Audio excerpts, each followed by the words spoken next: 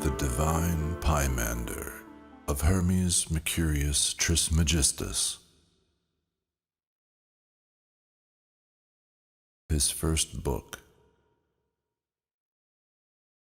O my son, I write this first book, both for humanity's sake and for the piety towards God. For there can be no religion more true or just than to know the things that are, and to acknowledge thanks for all things to Him that made them, which thing I shall not cease continually to do. What then should a man do, O Father, to lead his life well, seeing there is nothing here true? Be pious and religious, O my son, for he that doth so is the best and highest philosopher, and without philosophy it is impossible ever to attain to the highest and exactness of piety or religion. But he that shall learn and study the things that are, and how they are ordered and governed, and by whom and for what cause or to what end, will acknowledge thanks to the workman as to a good father, an excellent nurse, and a faithful steward. And he that gives thanks shall be pious or religious, and he that is religious shall know both where the truth is and what it is, and learning that he will be yet more and more religious. For never, O son, shall or can that soul which while it is in the body lightens and lifts up itself to know and comprehend that which is good and true, slide back to the contrary, for it is infinitely enamored thereof, and forgetteth all evils. And when it hath learned and known its father and progenitor, it can no more apostatize or depart from that good. And let this, O son, be the end of religion and piety, whereunto, when thou art once arrived, thou shalt both live well and die blessedly, whilst thy soul is not ignorant whether it must return and fly back again. For this only, O son, is the way to the truth, which our progenitors traveled in, and by which, making their journey, they at length attained to the good. It is a venerable way, and plain, but hard and difficult for the soul to go in that is in the body. For first must it war against its own self, and after much strife and dissension it must be overcome of one part. For the contention is of one against two, whilst it flies away and they strive to hold and detain it. But the victory of both is not like, for the one hasteth to that which is good, but the other is a neighbor to the things that are evil, and that which is good desireth to be set at liberty, but the things that are evil love bondage and slavery, and if the two parts be overcome, they become quiet, and are content to accept of it as their ruler. But if the one be overcome of the two, it is by them led and carried to be punished by its being and continuance here.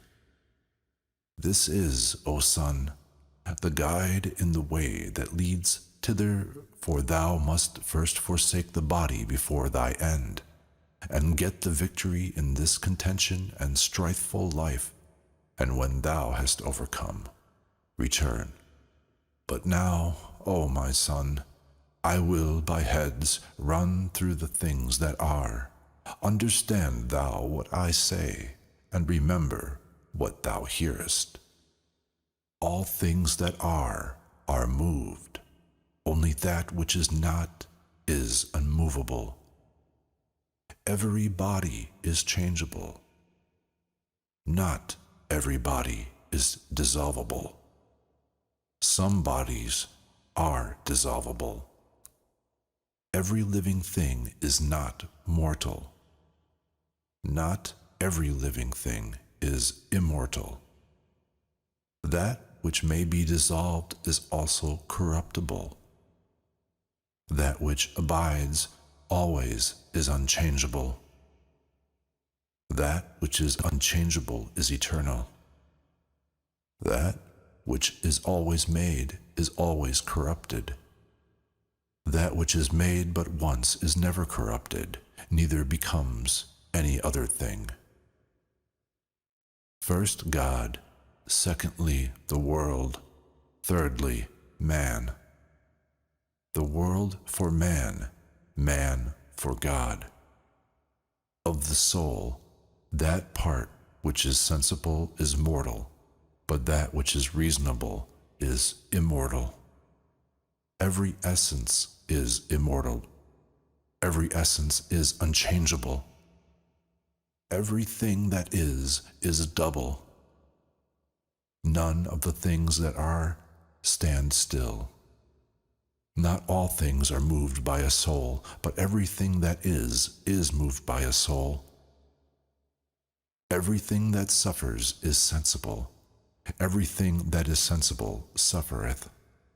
Everything that is sad rejoiceth also, and is a mortal living creature.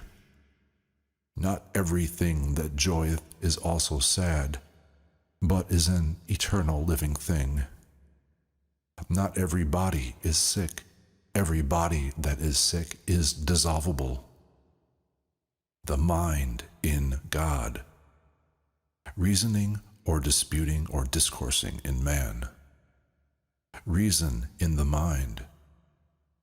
The mind is void of suffering.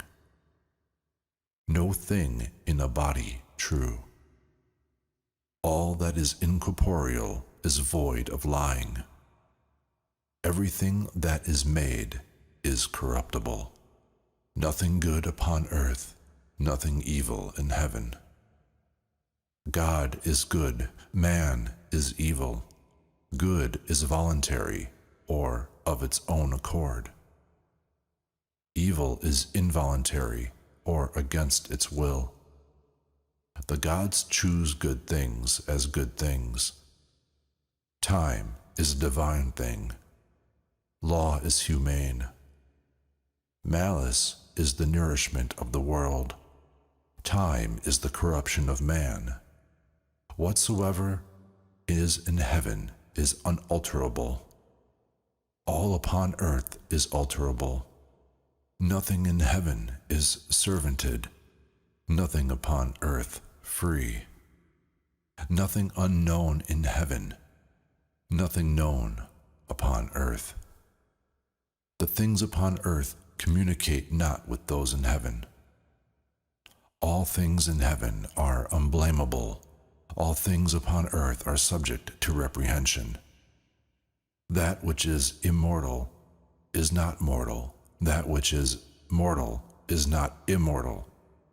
That which is sown is not always begotten, but that which is begotten always is sown.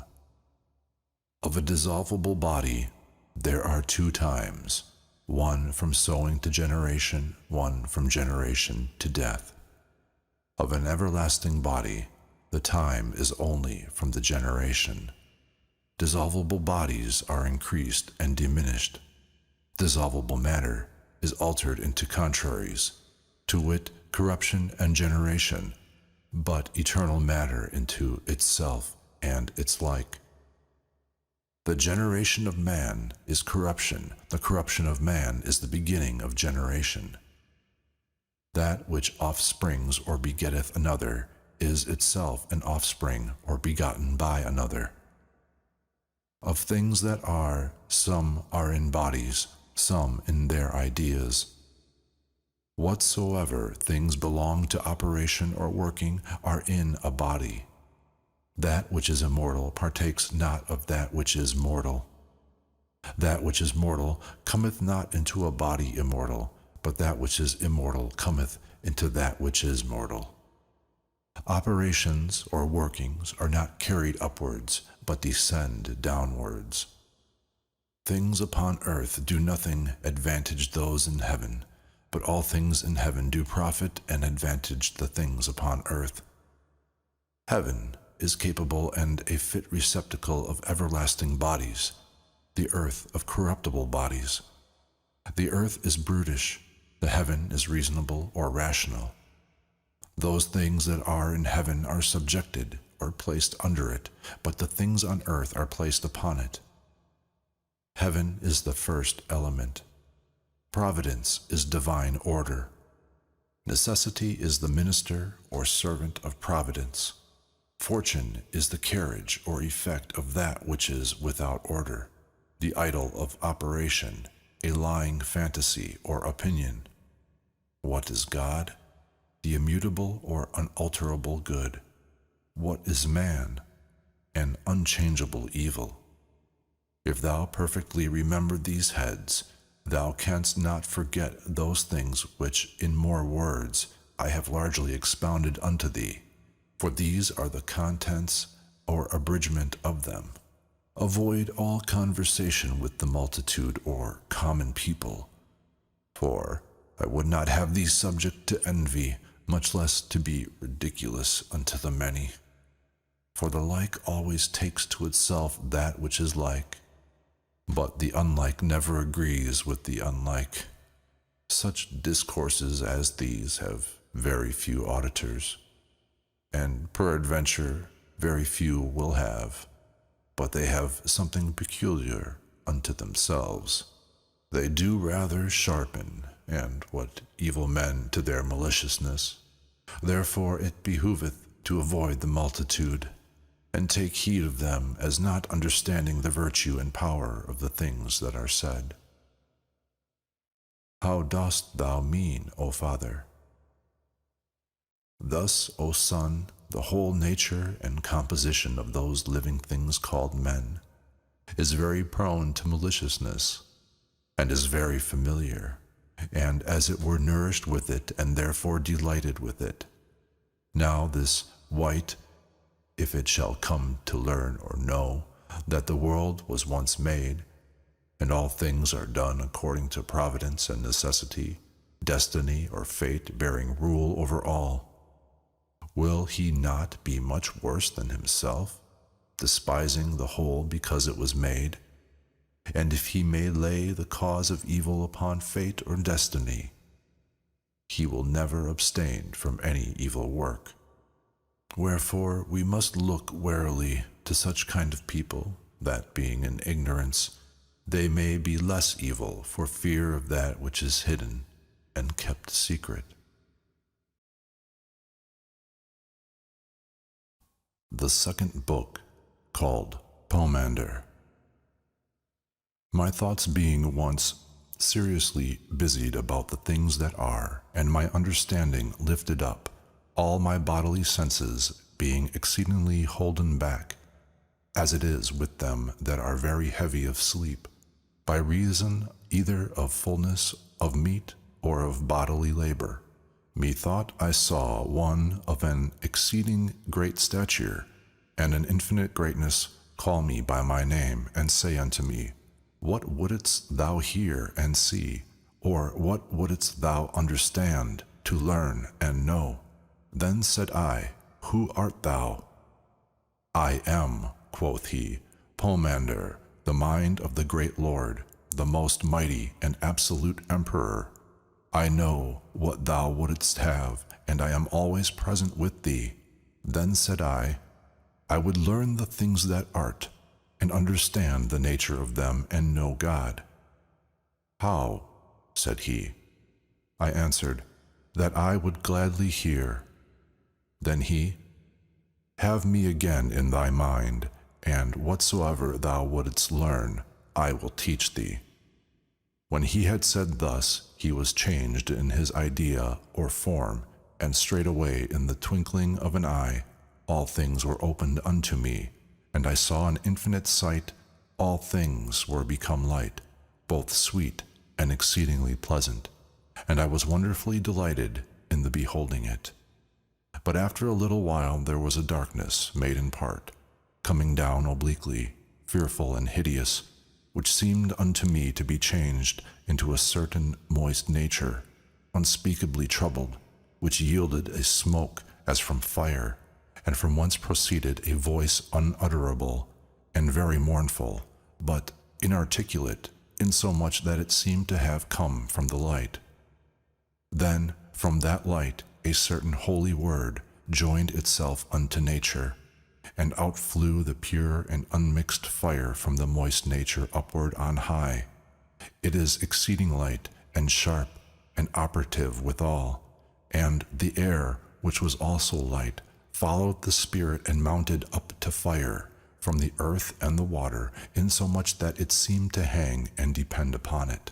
And the earth and the water stayed by themselves, so mingled together, that the earth could not be seen for the water, but they were moved, because of the spiritual word that was carried upon them. Then said Pymander unto me, Dost thou understand this vision, and what it meaneth? I shall know, said I. Then said he, I am that light, the mind, thy God, who am before that moist nature that appeareth out of the darkness, and that bright and lightful word from the mind is the Son of God. How is that? Quoth I. Thus, replied he, understand it, that which is thee seeth and heareth, the word of the Lord, and the mind, the Father, God, differeth not one from the other, and the unison of these is life. I thank thee, but first conceive well the light in thy mind and know it. When he had thus said, for a long time he looked steadfastly one upon the other, insomuch that I trembled at his idea or form. But when he nodded to me, I beheld in my mind the light that is innumerable, and the truly indefinite ornament or world, and that the fire is comprehended or contained in or by a most great power, and constrained to keep its station. These things I understood, seeing the word of Pymander, and when I was mightily amazed, he said again unto me, Hast thou seen in thy mind that archetypal form, which was before the interminated and infinite beginning? Thus Pymander to me, but whence, quoth I, or whereof are the elements of nature made? Of the will and counsel of God, which, taking the word and beholding the beautiful world in the archetype thereof, imitated it, and so made this world by the principles and vital seeds or soul-like productions of itself. For the mind being God, male and female, life and light, brought forth by his word another mind, the workman, which being God of the fire and the spirit fashioned and formed 7 other governors, which in their circles contain the sensible world, whose government or disposition is called fate or destiny, straightway leaped out or exalted itself, front the downward born elements of God, the word of God, into the clean and pure workmanship of nature, and was united to the workman, mind, for it was consubstantial. And so the downward born elements of nature were left without reason, that they might be the only matter. But the workman, mind, together with the word, containing the circles and whirling them about, turned round as a wheel his own workmanship, and suffered them to be turned from an indefinite beginning to an undeterminable end, for they always begin where they end. And the circulation or running round of these, as the mind willeth, out of the lower or downward born elements brought forth unreasonable or brutish creatures, for they had no reason, the air flying things, and the water such as swim.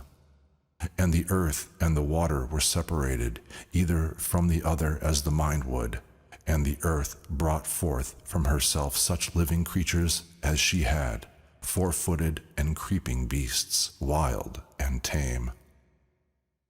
But the Father of all things, the mind being life and light, brought forth man like unto himself, whom he loved as his proper birth, for he was all beauteous, having the image of his Father. For indeed God was exceedingly enamored of his own form or shape, and delivered unto it all his own workmanships. But he, seeing and understanding the creation of the workman in the whole, would need also himself fall to work, and so was separated from the Father, being in the sphere of generation or operation. Having all power, he considered the operations or workmanships of the seven, but they loved him, and every one made him partaker of his own order. And he, learning diligently and understanding their essence, and partaking their nature, resolved to pierce and break through the circumference of the circles, and to understand the power of him that sits upon the fire. And having already all power of mortal things, of the living, and of the unreasonable creatures of the world, stooped down and peeped through the harmony, and breaking through the strength of the circles, so showed and made manifest the downward born nature, the fair and beautiful shape or form of God, which when he saw, having in itself the unsatiable beauty and all the operation of the seven governors, and the form or shape of God, he smiled for love, as if he had seen the shape or likeness in the water, or the shadow upon the earth of the fairest human form. And seeing in the water a shape like unto himself in himself, he loved it, and would cohabit with it, and immediately upon the resolution ensued the operation, and brought forth the unreasonable image or shape. Nature, presently laying hold of what it so much loved, did wholly wrap herself about it, and they were mingled, for they loved one another. And for this cause man, above all things that live upon the earth, is double, mortal because of his body, and immortal because of the substantial man. For being immortal, and having power of all things, he yet suffers mortal things, and such as are subject to fate or destiny. And therefore being above all harmony, he is made and become a servant to harmony, and being hermaphrodite, or male and female, and watchful, he is governed by and subjected to a Father, that is both male and female and watchful. After these things I said, Thou art my mind, and I am in love with reason. Then said Pymander, This is the mystery that to this day is hidden, and kept secret, for nature, being mingled with man, brought forth a wonder most wonderful, for he, having the nature of the harmony of the seven, for him whom I told thee, the fire and the spirit, nature continued not, but brought forth 7 men, all males and females and sublime, or on high, according to the natures of the 7 governors. And after these things, O Pymander, quoth I am now come into a great desire, and longing to hear, do not digress or run out. But he said, Keep silence, for I have not yet finished the first speech. Behold, I am silent.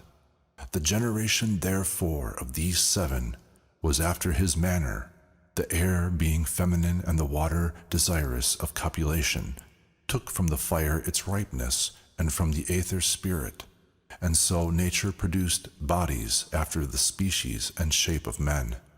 And man was made of life, and light into soul and mind, of life the soul, of light the mind. And so all the members of the sensible world continued unto the period of the end, bearing rule and generating. How near the rest of that speech thou so much desirest to hear. When that period was fulfilled, the bond of all things was loosed and untied by the will of God.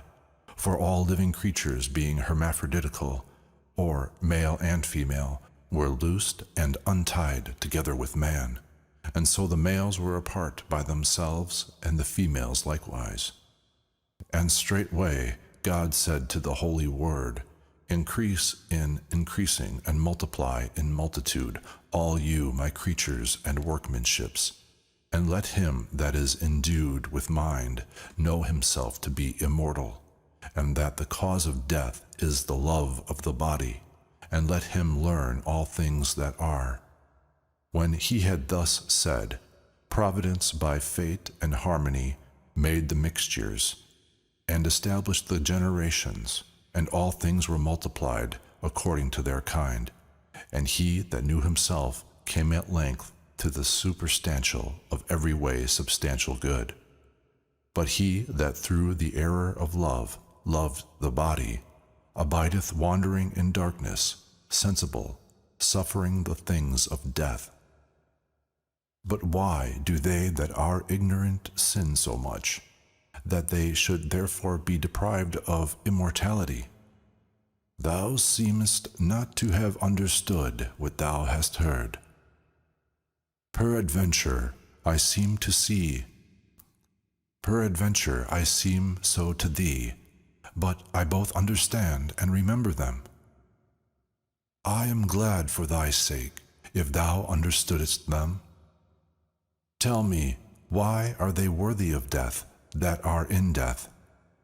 Because there goeth a sad and dismal darkness before its body, of which darkness is the moist nature, of which moist nature the body consisteth in the sensible world from whence death is derived.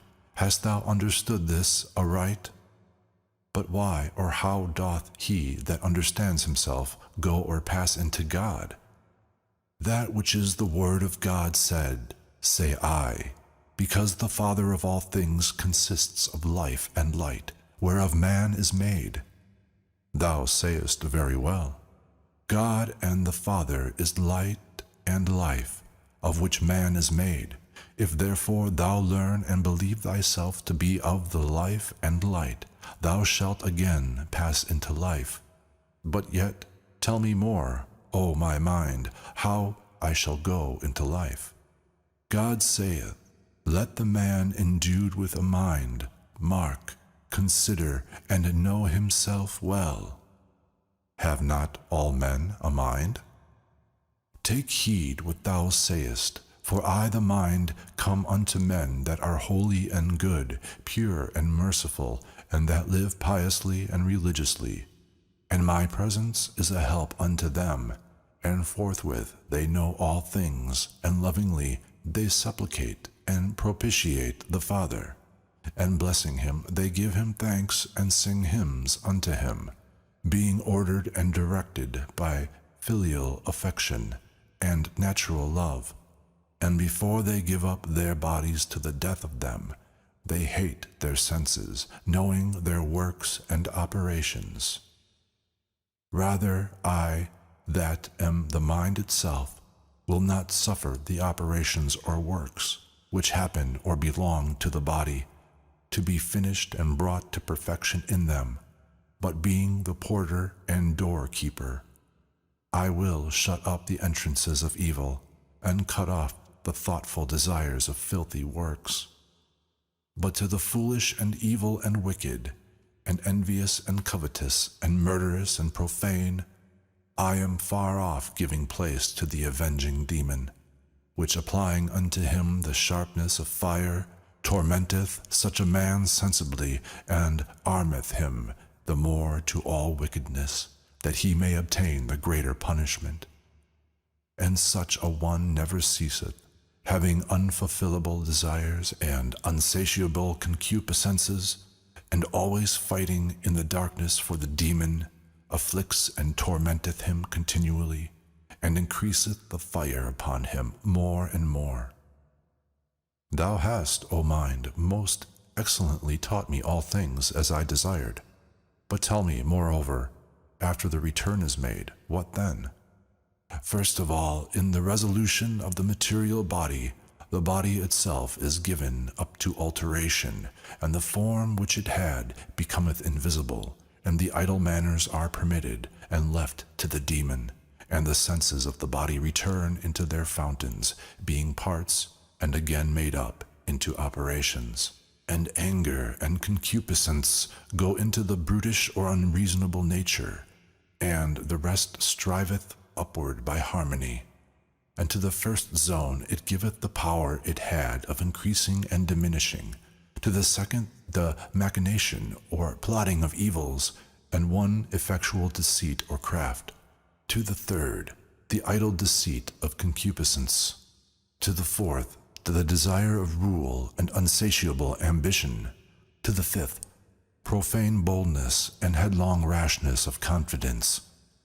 To the 6th, evil and ineffectual occasions of riches.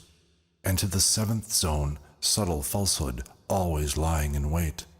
And then, being made naked of all the operations of harmony, it cometh to the 8th nature, having its proper power, and singeth praises to the Father with the things that are, and all they that are present rejoice, and congratulate the coming of it.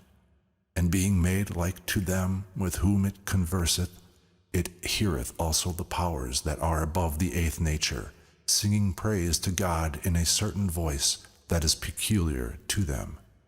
And then in order they return unto the Father, and themselves deliver themselves to the powers, and becoming powers they are in God.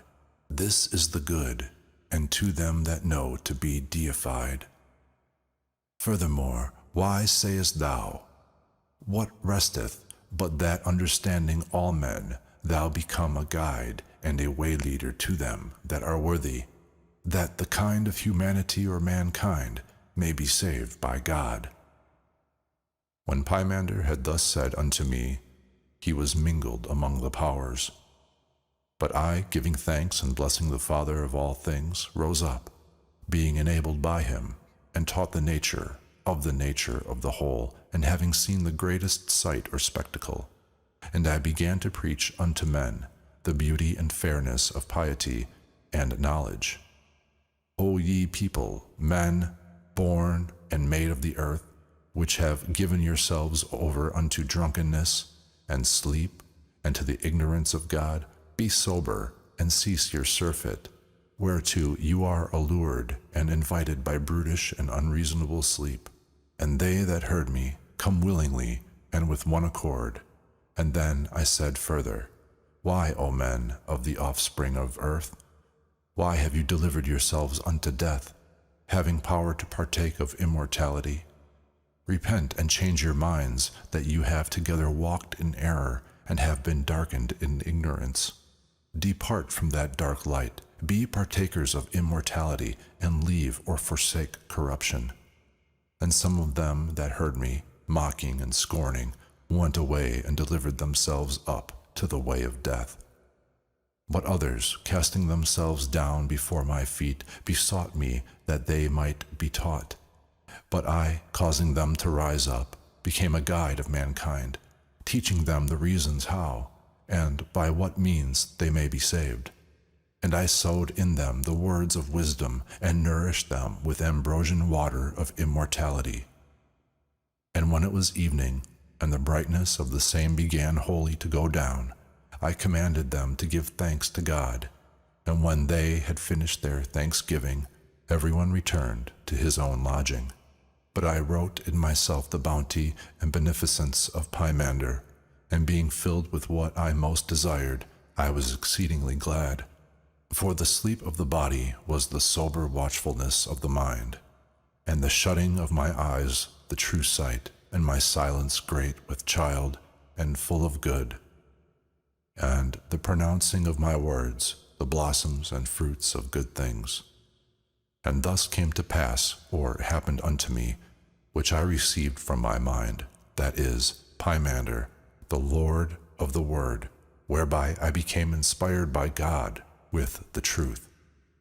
For which cause, with my soul and whole strength, I give praise and blessing unto God the Father. Holy is God, the Father of all things. Holy is God, whose will is performed and accomplished by his own powers. Holy is God, that determineth to be known, and is known of his own, or those that are his. Holy art thou, that by thy word hast established all things. Holy art thou, of whom all nature is the image. Holy art thou, whom nature hath not formed. Holy art thou, that art stronger than all power.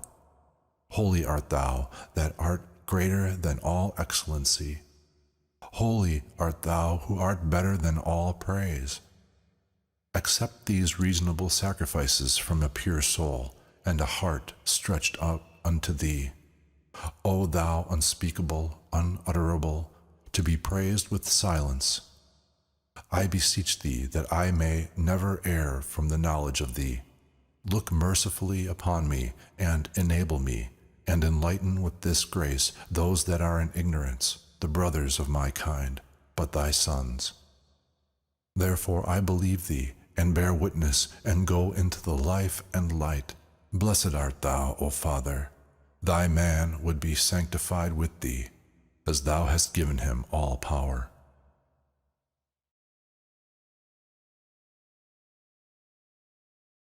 The third book, called the Holy Sermon. The glory of all things, God, and that which is divine, and the divine nature, the beginning of things that are. God and the mind, and nature, and matter, and operation, or working and necessity, and the end, and renovation. For there were in the chaos an infinite darkness in the abyss, or bottomless depth, and water, and a subtle spirit intelligible in power.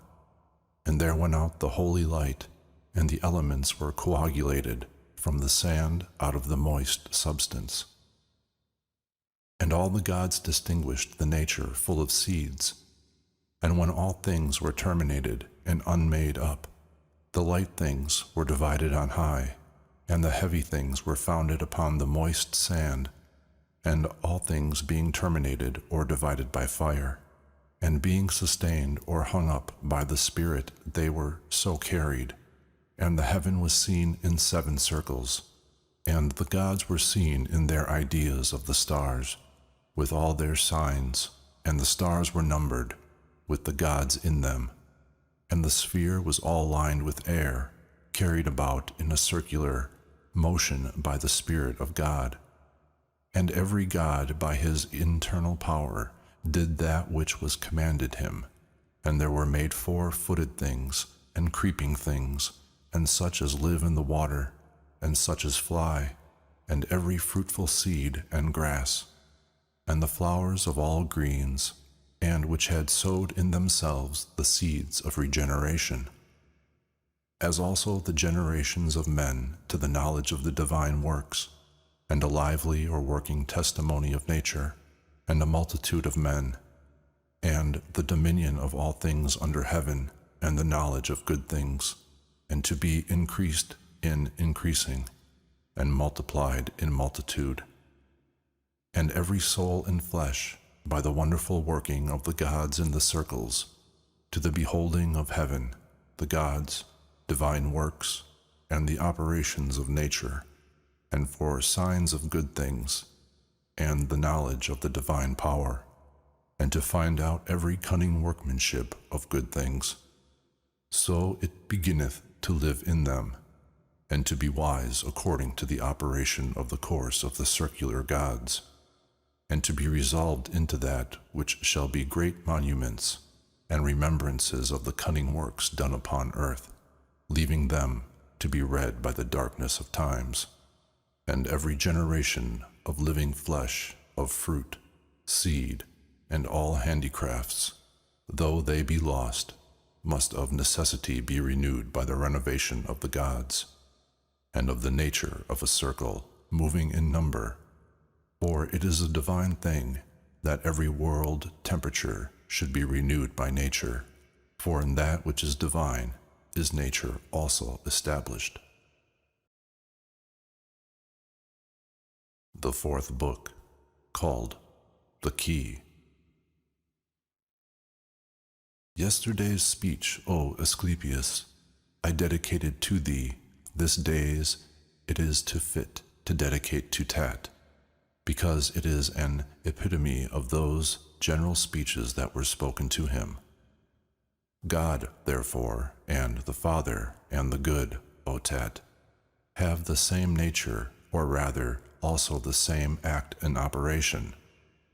For there is one name, or appellation of nature and increase, which concerneth things changeable, and another about things unchangeable, and about things unmovable, that is to say, things divine and human, every one of which himself will have so to be, But action or operation is of another thing, or elsewhere, as we have taught in other things divine and human, which must here also be understood. For his operation or act is his will and his essence, to will all things to be. For what is God and the Father and the good, but the being of all things that are yet not, and the existence itself of those things that are? This is God, this is the Father, this is the good, whereunto no other thing is present or approacheth. For the Word and the Son, which is also a Father by participation, is not for all that equally the cause of good and of life to living creatures. And if this be so, he is altogether constrained by the will of the good, without which is not possible either to be or to be begotten or made. But the Father is the cause of his children, who hath a will both to sow and nourish that which is good by the Son. For good is always active or busy in making, and this cannot be in any other, but in him that taketh nothing, and yet willeth all things to be. For I will not say, otat, making them, for he that maketh is defective in much time, in which sometimes he maketh not, as also of quantity and quality.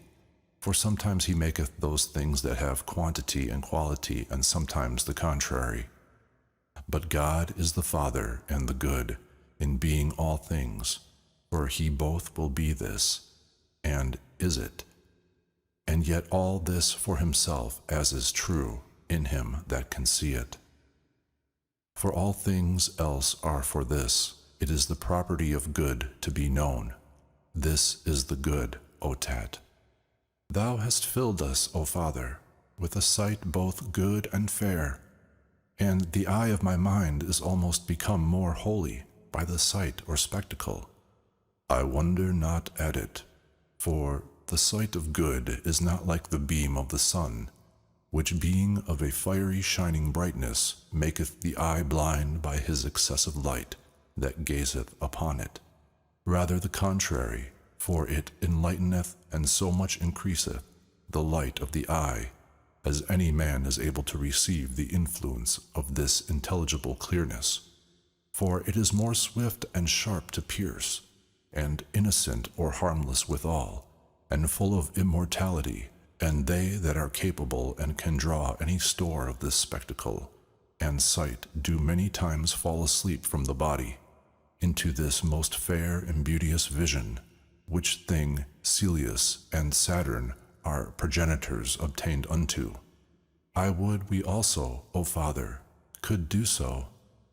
I would have could, O Son, but for the present we are less intent to the vision, and cannot yet open the eyes of our minds to behold the incorruptible and incomprehensible beauty of that good. But then shall we see it, when we have nothing at all to say of it. For the knowledge of it is a divine silence, and the rest of all the senses. For neither can he that understands that understand anything else, nor he that sees that see anything else, nor hear any other thing, nor in sum move the body. For shining steadfastly upon and round about the whole mind, it enlighteneth all the soul, and loosing it from the bodily senses and motions, it draweth it from the body, and changeth it wholly into the essence of God. For it is possible for the soul, O Son, to be deified while yet it lodgeth in the body of man, if it contemplate the beauty of the good. How dost thou mean deifying, Father? There are differences, O Son, of every soul. But how dost thou again divide the changes? Hast thou not heard in the general speeches that from one soul of the universe are all those souls, which in all the world are tossed up and down, as it were, and severally divided? Of these souls there are many changes, some into a more fortunate estate, and some quite contrary. For they which are of creeping things are changed into those of watery things, and those of things living in the water, to those of things living upon the land, and airy ones are changed into men, and human souls that lay hold of immortality are changed into demons. And so they go on into the sphere or region of the fixed gods.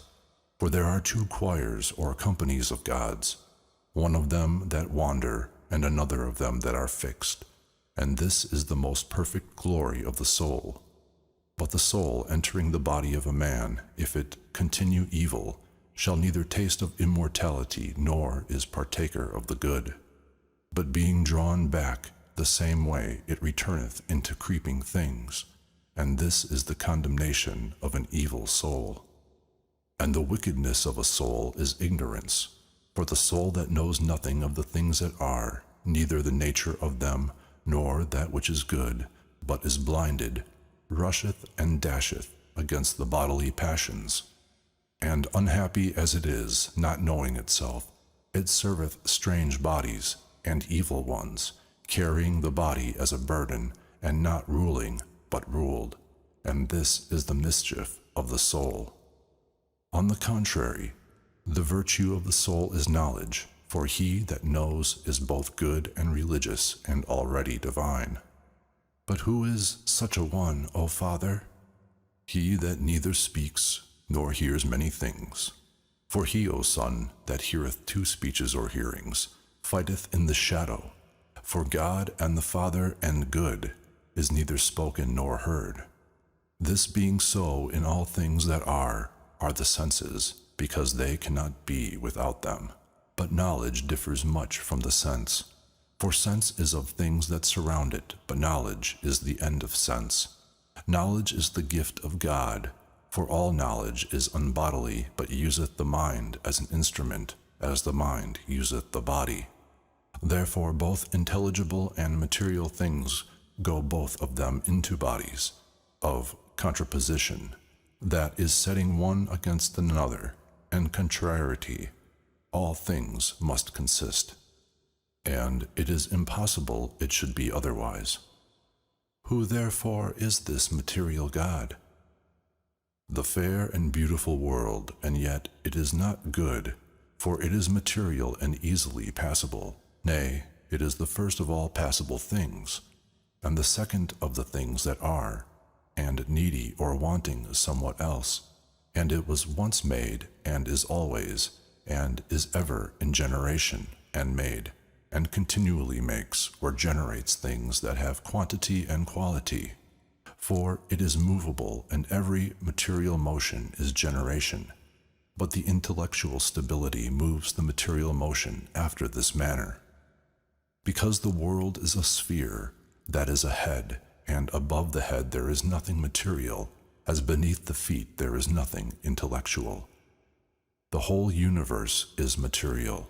The mind is the head, and it is moved spherically, that is like a head. Whatsoever, therefore, is joined or united to the membrane or film of this head, wherein the soul is immortal, and as in the soul of a made body, hath its soul full of the body, but those that are further from that membrane have the body full of soul. The whole is a living wight, a creature, and therefore consisteth of material and intellectual. And the world is the first, and man the second living wight, after the world. But the first of things that are mortal, and therefore hath whatsoever benefit of the soul all the others have, and yet for all this he is not only not good, but flatly evil, as being mortal. For the world is not good as it is movable, nor evil as it is immortal. But man is evil, both as he is movable and as he is mortal.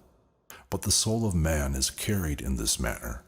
The mind is in reason, reason in the soul in the spirit in the body.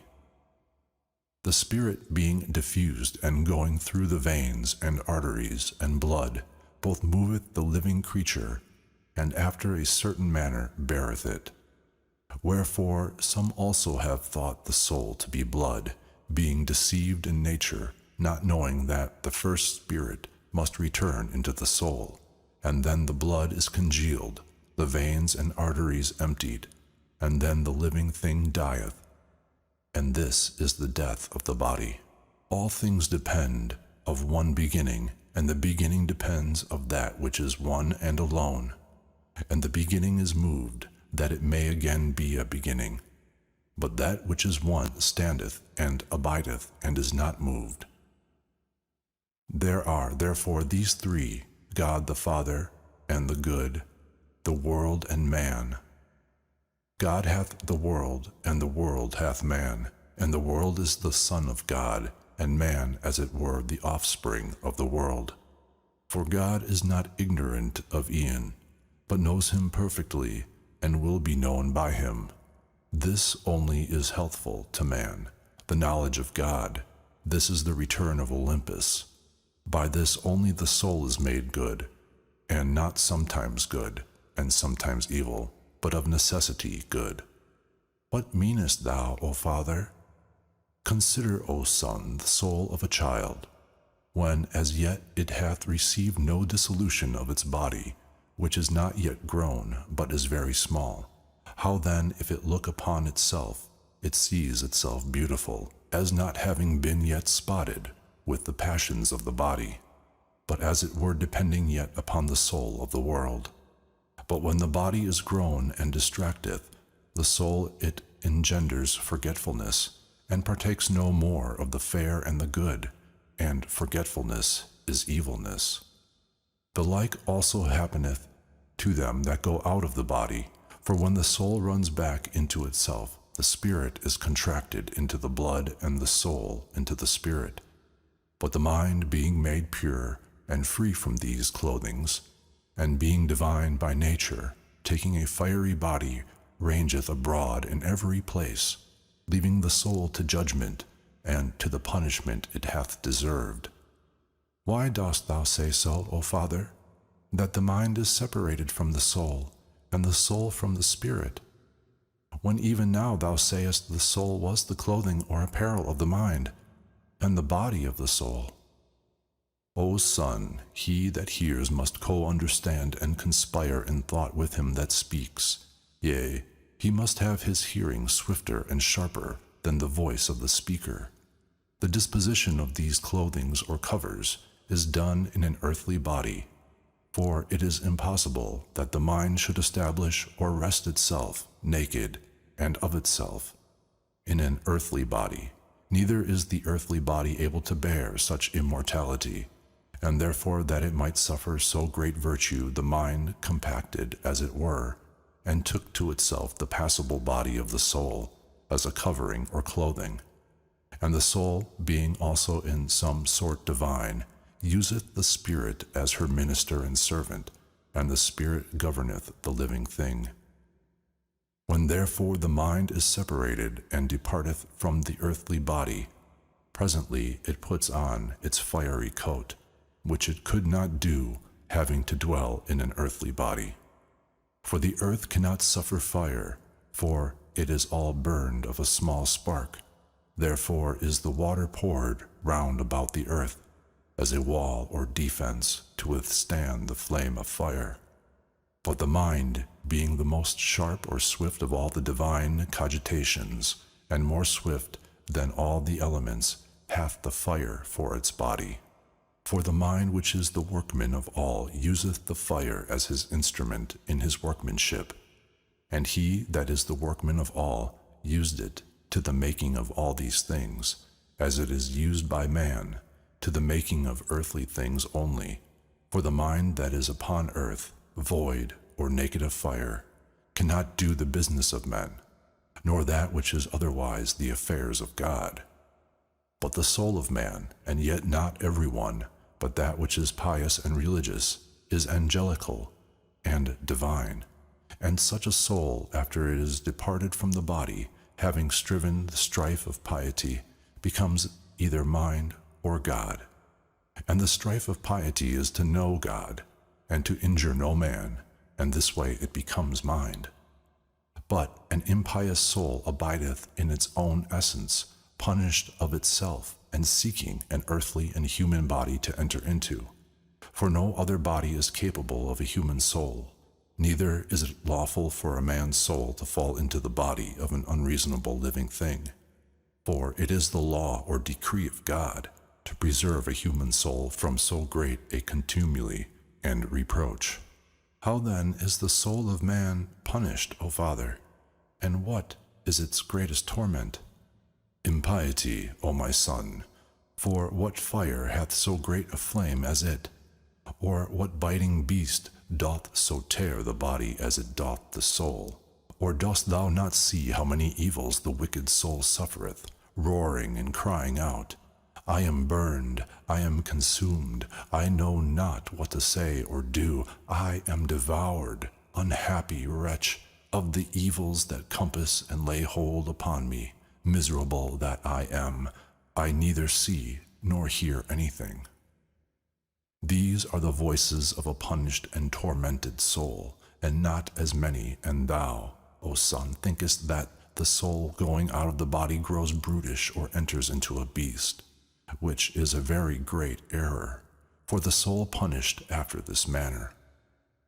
For the mind, when it is ordered or appointed to get a fiery body for the services of God, coming down into the wicked soul, torments it with the whips of sins, wherewith the wicked soul being scourged turns itself to murders, and contumelies, and blasphemies, and divers violence, and other things by which men are injured.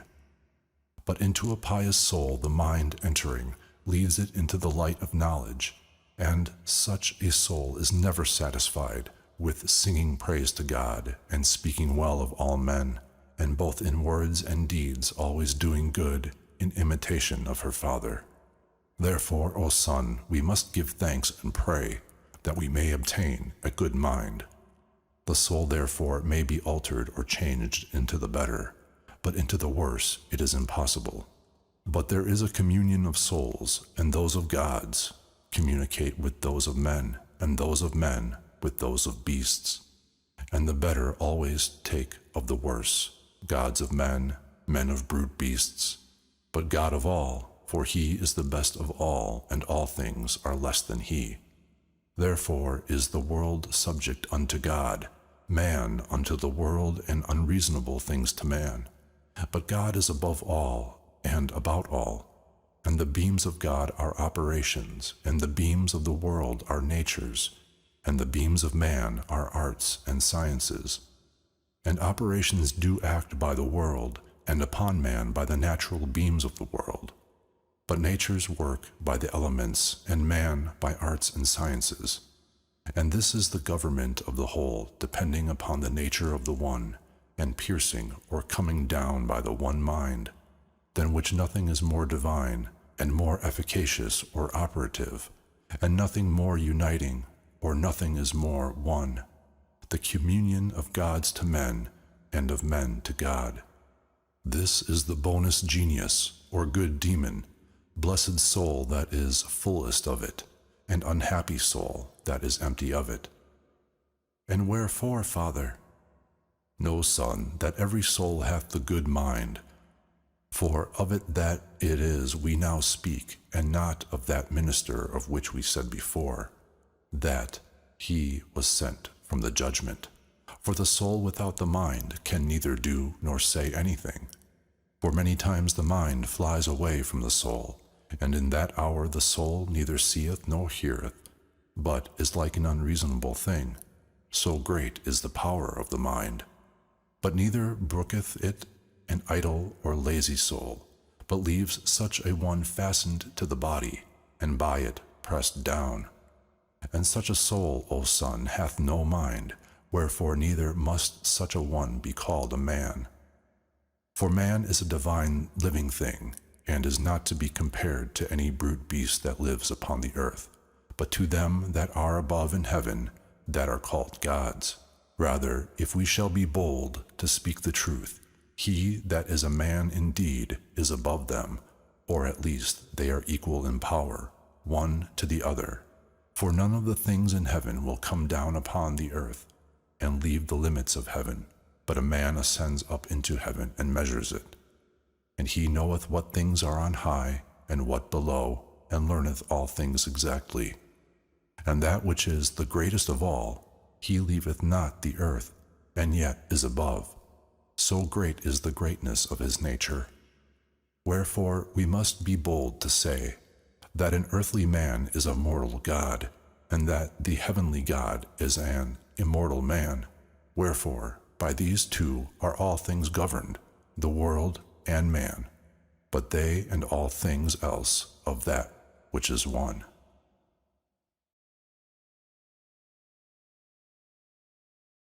The fifth book, called That God is Not Manifest, and Yet Most Manifest. This discourse I will also make to thee, O Tat, that thou mayest not be ignorant of the more excellent name of God, but do thou contemplate in thy mind how that which to many seems hidden and unmanifest may be most manifest unto thee. For it were not all, if it were apparent, for whatsoever is apparent is generated or made. For it was made manifest, but that which is not manifest is ever.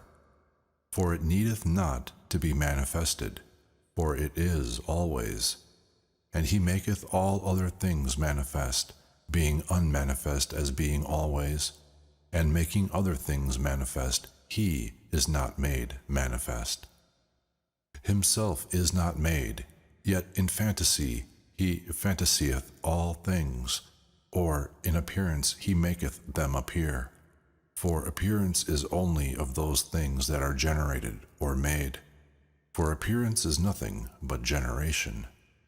But he that is one, that is not made nor generated, is also unapparent and unmanifest. But making all things appear, he appeareth in all and by all. But especially he is manifested to or in those things wherein himself listeth. Thou, therefore, O Tet, my son, pray first to the Lord and Father, and to the alone, and to the one, from whom is one to be merciful to thee, that thou mayest knowest and understand so great a God, and that he would shine one of his beams upon thee in thy understanding. For only the understanding sees that which is not manifest or apparent, as being itself not manifest or apparent. And if thou canst, O Tat, it will appear to the eyes of thy mind. For the Lord, void of envy, appeareth through the whole world. Thou mayest see the intelligence and take it in thy hands, and contemplate the image of God. But if that which is in thee be not known or apparent unto thee, how shall he in thee be seen, and appear unto thee by the eyes? But if thou wilt see him, consider and understand the sun, consider the course of the moon, consider the order of the stars. Who is he that keepeth order? For all order is circumscribed or terminated in number and place. The sun is the greatest of the gods in heaven, to whom all the heavenly gods give place, as to a king and potentate. And yet he, being such a one, greater than the earth or the sea, is content to suffer infinite lesser stars to walk and move about himself. Whom doth he fear the while, O sun? Every one of these stars that are in heaven do not make the like or an equal course. Who is it that hath prescribed unto every one the manner and the greatness of their course? This bear that turns round about its own self and carries round the whole world with her, who possessed and made such an instrument?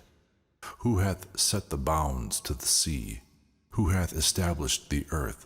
For there is some body, O Tat, that is the maker and lord of these things.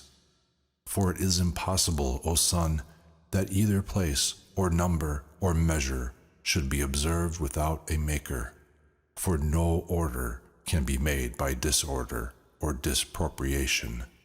I would it were possible for thee, O my son, to have wings, and to fly into the air, and be taken up into the midst, between heaven and earth, to see the stability of the earth, the fluidness of the sea, the courses of the rivers, the largeness of the air, the sharpness or swiftness of the fire, the motion of the stars, and the speediness of the heaven, by which it goeth around about all these. O son, what a happy sight it were at one instant to see all these, that which is unmovable moved, and that which is hidden appear and be manifest. And if thou wilt see and behold this workman, even by mortal things that are upon earth and in the deep, consider, O son, how man is made and framed in the womb, and examine diligently the skill and cunning of the workman, and learn who it was that wrought and fashioned the beautiful and divine shape of man, who circumscribed and marked out his eyes, who bored his nostrils and ears, who opened his mouth, who stretched out and tied together his sinews, who channeled the veins, who hardened and made strong the bones, who clothed the flesh with skin, who divided the fingers and joints, who flatted and made broad the soles of the feet, who digged the pores, who stretched out the spleen, who made the heart like a pyramis, who made the liver broad, who made the lights spongy and full of holes, who made the belly large and capacious, who set to outward view the more honorable parts, and hid the filthy ones. See how many arts in one matter, and how many works in one superscription, and all exceedingly beautiful, and all done in measure, and yet all differing. Who hath made all these things? What mother, what father, save only God, that is not manifest, that made all things by his own will? And no man says that a statue or an image is made without a carver or a painter. And was this workmanship made without a workman? O great blindness, O great impiety, O great ignorance! Never, O son Tet, canst thou deprive the workmanship of the workman. Rather, it is the best name of all the names of God to call him the Father of all, for so he is alone, and this is his work to be the Father. And if thou wilt force me to say anything more boldly, it is his essence to be pregnant, or great with all things, and to make them. And as without a maker, it is impossible that anything should be made, so it is that he should not always be, and always be making all things in heaven, in the air, in the earth, in the deep, in the whole world, and in every part of the whole that is, or that is not.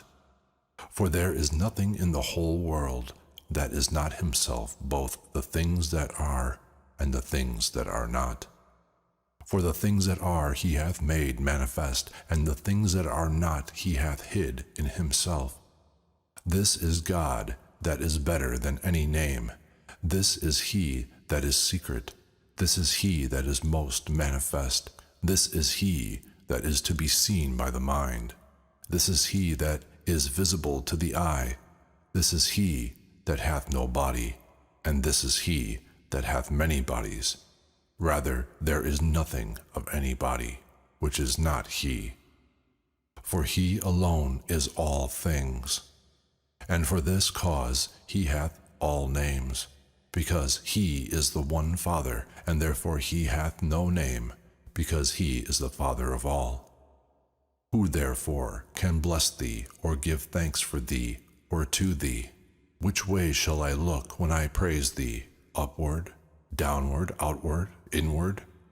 For about thee there is no manner, nor place, nor anything else of all things that are. But all things are in thee, all things from thee. Thou givest all things, and takest nothing. For thou hast all things, and there is nothing that thou hast not. When shall I praise thee, O Father? For it is neither possible to comprehend thy hour nor thy time. For what shall I praise thee? For what thou hast made, and for what thou hast not made, for those things thou hast manifested, or for those things thou hast hidden? Wherefore shall I praise thee as being of myself, or having anything of mine own, or rather being another's? For thou art what I am, thou art what I do, thou art what I say. Thou art all things, and there is nothing else thou art not. Thou art thou, all that is made, and all that is made not. The mind that understandeth, the Father that maketh and frameth, the good that worketh, the good that doth all things. Of the matter, the most subtle and slender part is air, of the air the soul, of the soul the mind, of the mind God.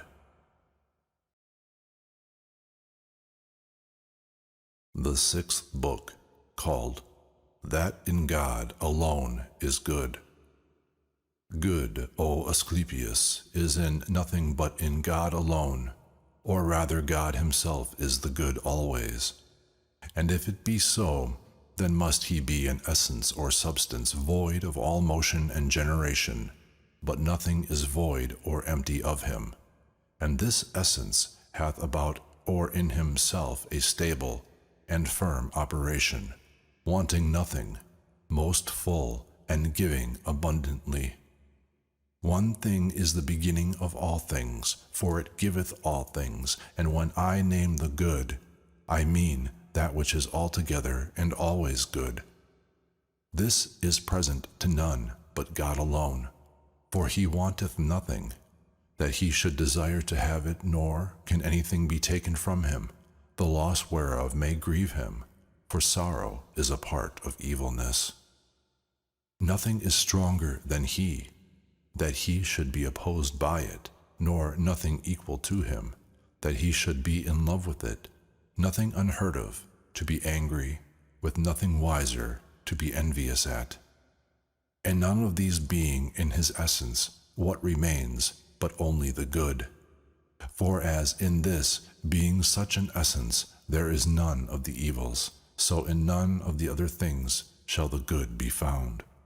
For in all other things are all those other things, as well in the small as the great, and as well in the particulars as in this living creature, the greater and mightiest of all. For all things that are made or generated are full of passion, generation itself being a passion. And where passion is, there is not the good. Where the good is, there is no passion. Where it is day, it is not night, and where it is night, it is not day. Wherefore it is impossible that in generation should be the good, but only in that which is not generated or made. Yet as the participation of all things is in the matter bound, so also of that which is good. After this manner is the world good, as it maketh all things, and in the part of making or doing it is good, but in all other things not good. For it is passible and movable, and the maker of passible things. In man also the good is ordered, or taketh denomination, in comparison of that which is evil. For that which is not very evil is here good, and that which is here called good is the least particle or proportion of evil. It is impossible, therefore, that the good should be here pure from evil. For here the good groweth evil, and growing evil, it doth not still abide good, and not abiding good it becomes evil. Therefore in God alone is the good, or rather God is the good. Therefore, Asclepius, there is nothing in men or among men but the name of good. The thing itself is not, for it is impossible, for a material body receiveth or comprehendeth, is not as being on every side encompassed and coarcted with evilness, and labors, and griefs, and desires, and wrath, and deceits, and foolish opinions. And in that which is the worst of all, Asclepius, every one of the forenamed things is here believed to be the greatest good, especially that supreme mischief, the pleasures of the belly, and the ringleader of all evils. Error is here the absence of the good. And I give thanks unto God, that concerning the knowledge of good, put this assurance in my mind, that it is impossible it should be in the world. For the world is the fullness of evil, but God is the fullness of good, or good of God. For the eminencies of all appearing beauty are in the essence more pure, more sincere, and peradventure they are also the essence of it. For we must be bold to say, Asclepius, that the essence of God, if he have an essence, is that which is fair or beautiful, but no good is comprehended in this world. For all things that are subject to the eye are idols, and as it were shadows, but those things that are not subject to the eye are ever, especially the essence of the fair and the good. And as the eye cannot see God, so neither the fair and the good, for these are the parts of God that partake the nature of the whole, proper and familiar unto him alone, inseparable, most lovely, whereof either God is enamored, or they are enamored of God. If thou canst understand God, thou shalt understand the fair and the good, which is most shining and enlightening, and most enlightened by God. For that beauty is above comparison, and that good is inimitable as God himself. As therefore thou understandest God, so understand the fair and the good, for these are incommunicable to any other living creatures, because they are inseparable from God. If thou seek concerning God, thou seekest or askest also of the fair, for there is one way that leads to the same thing, that is piety with knowledge. Wherefore, they that are ignorant, and go not in the way of piety, dare call man fair and good, never seeing so much as in a dream what good is, but being enfolded and wrapped upon all evil, and believing that the evil is the good, they by that means both use it unsatiably, and are afraid to be deprived of it, and therefore they strive by all possible means that they may not only have it, but also increase it. Such, O Asclepius, are the good and fair things of men, which we can neither love nor hate, for this is the hardest thing of all, that we have need of them, and cannot live without them. The Seventh Book. His Secret Sermon in the Mount of Regeneration, and the Profession of Silence, to his son Tat. In the general speeches, O Father, discoursing of the divinity, thou speakest enigmatically, and didst not clearly reveal thyself, saying that no man can be saved before regeneration. And when I did humbly entreat thee at the going up the mountain, after thou hadst discoursed unto me, having a great desire to learn this argument of regeneration, because among all the rest I am ignorant only of this thou toldst me thou wouldst impart it unto me, when I would estrange myself from the world. Whereupon I made myself ready, and have vindicated the understanding that is in me from the deceit of the world. Now then, fulfill my defects, and as thou saidst, instruct me of regeneration, either by word of mouth or secretly, for I know not, O Trismegistus, of what substance, or what womb, or what seed a man is thus born. O son, this wisdom is to be understood in silence, and the seed is the true good. Who soweth it, O Father? For I am utterly ignorant and doubtful. The will of God, O son, and what manner of man is he that is thus born? For in this point I am clean deprived of the essence that understandeth in me. The Son of God will be another. God made the universe, that in everything consisteth of all powers. Thou tellest me a riddle, Father, and dost not speak as a father to his son. Son, things of this kind are not taught, but are by God, when he pleaseth, brought to remembrance. Thou speakest of things strained or far-fetched and impossible, Father, and therefore I will directly contradict them. Wilt thou prove a stranger's son to thy father's kind? Do not envy me, Father, or pardon me. I am thy natural son.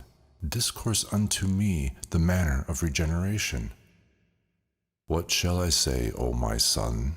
I have nothing to say more than this, that I see in myself an unfeigned sight or spectacle, made by the mercy of God, and I am gone out of myself into an immortal body, and am not now what I was before, but was begotten in mind. This thing is not taught, nor is it to be seen in this formed element, for which the first compound form was neglected by me, and that I am now separated from it. For I have both the touch and the measure of it, yet am I now estranged from them. Thou seest, O Son, with thine eyes, but though thou look never so steadfastly upon me, with the body and bodily sight, thou canst not see, nor understand what I am now. Thou hast driven me, O Father, into no small fury and distraction of mind, for I do not now see myself. I would, O Son, that thou also wert gone out of thyself, like them that dream in their sleep. Then tell me this, who is the author and maker of regeneration? The child of God, one man, by the will of God. Now, O Father, thou hast put me to silence forever, and all my former thoughts have quite left and forsaken me. For I see the greatness and shape of all things here below, and nothing but falsehood in them all.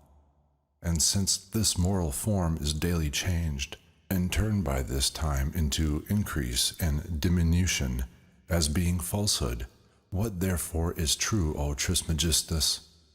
That, O Son, which is not troubled nor bounded, not colored, not figured, not changed, that which is naked, bright, comprehensible only of itself, unalterable, unbodily. Now I am mad indeed, Father, for when I thought me to have been made a wise man by thee, with these thoughts thou hast quite dulled all my senses. Yes, it is so as I say, O Son. He that looketh only upon that which is carried upward as fire, that which is carried downward as earth, that which is moist as water, and that which bloweth or is subject to blast as air, how can he sensibly understand that which is neither hard, nor moist, nor tangible, nor perspicuous, seeing it is only understood in power and operation? But I beseech and pray to the mind, which alone can understand the generation which is in God. Then am I, O Father, utterly unable to do it? God forbid, Son. Rather draw or pull him unto thee, or study to know him, and he will come. Be but willing, and it shall be done. Quiet or make idle the senses of the body, purging thyself from unreasonable, brutish torments of matter. Have I any revengers or tormentors in myself, Father? Yes, and those, not a few, but many and fearful ones. I do not know them, Father. One torment, Son, is ignorance, a second, sorrow, a third, intemperance, a fourth, concupiscence, a fifth, injustice, a sixth, covetousness, a seventh, deceit, an eighth, envy, a ninth, fraud or guile, a tenth, wrath, an 11th, rashness, a 12th, maliciousness. They are in number 12, and under these many more, some which through the prison of the body do force the inwardly placed man to suffer sensibly, and they do not suddenly or easily depart from him that hath obtained mercy of God, and herein consists both the manner and the reason of regeneration. For the rest, O son, hold thy peace, and praise God in silence, and by that means the mercy of God will not cease, or be wanting unto us. Therefore rejoice, my son, from henceforward being purged by the powers of God to the knowledge of the truth. For the revelation of God is come to us, and when that came, all ignorance was cast out.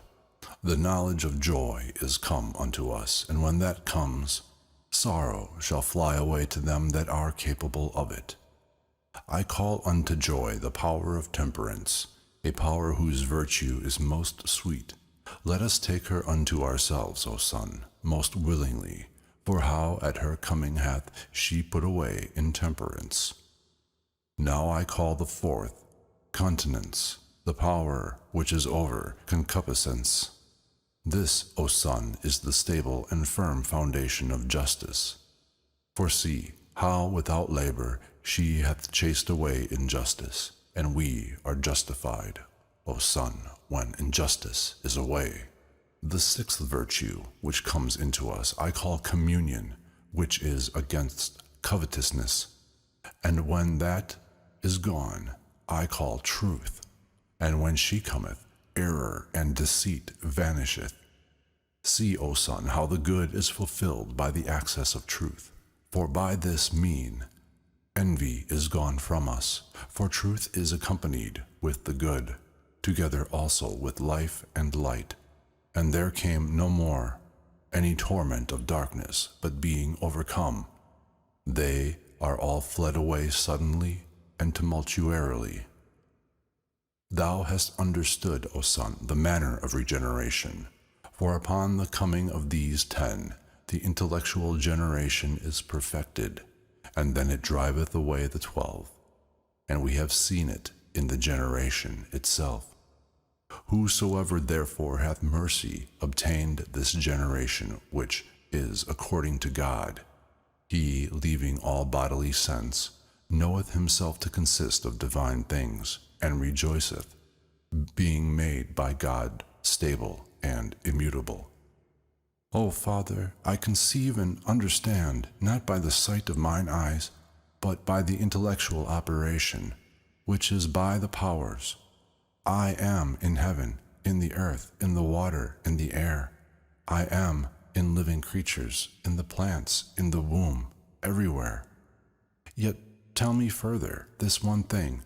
How are the torments of darkness, being in number 12, driven away and expelled by the 10 powers? What is the manner of it, Trismegistus? This tabernacle, O son, consists of the zodiacal circle, and this consisting of 12 numbers, the idea of one. But all formed nature admit of divers conjugations to the deceiving of man. And though they be different in themselves, yet are they united in practice, as for example, rashness is inseparable from anger, and they are also indeterminate. Therefore, with good reason do they make their departure, being driven away by the 10 powers, that is to say, by the dead. For the number of 10, O son, is the begetter of souls, and their life and light are united, where the number of unity is born of the Spirit. Therefore, according to reason, unity hath the number of 10, and the number of 10 hath unity. O Father, I now see the universe and myself in the mind. This is regeneration, O Son, that we should not any longer fix our imagination upon this body, subject to 3 dimensions, according to this speech, which we have now commented, that we may not at all calumniate the universe. Tell me, O Father, this body that consists of powers, shall it ever admit of any dissolution? Good words, son, and speak not things impossible, for so thou shalt sin, and the eye of thy mind grow wicked. The sensible body of nature is far from the essential generation, for that is subject to dissolution. But this not, and that is immortal, but this immortal. Dost thou not know that thou art born a god and the son of the One, as I am? How fain would I, O Father, hear that praise given by a hymn, which thou saidst thou heardst from the powers when I was in the octonary. As Pymander said by way of oracle to the octonary, thou dost well, O son, to desire the solution of the tabernacle, for thou art purified. Pymander, the mind of absolute power and authority, hath delivered no more unto me than those that are written. Knowing that of myself, I can understand all things, and hear and see what I will. And he commanded me to do those things that are good, and therefore all the powers that are in me sing. I would hear thee, O Father, and understand these things.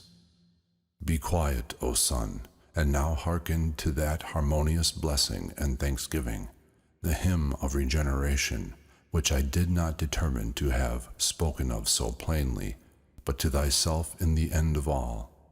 Wherefore this is not taught, but hid in silence. So then, O Son, do thou, standing in the open air, worship looking to the north wind, about the going down of the sun, and to the south, when the sun ariseth. And now keep silence, son. The secret song, the holy speech. Let all the nature of the world entertain the hearing of this hymn. Be opened, O earth, and let all the treasure of the rain be opened. You trees, tremble not, for I will sing and praise the Lord of the creation, and the All and the One. Be opened, you heavens, ye winds, stand still, and let the immortal circle of God receive these words.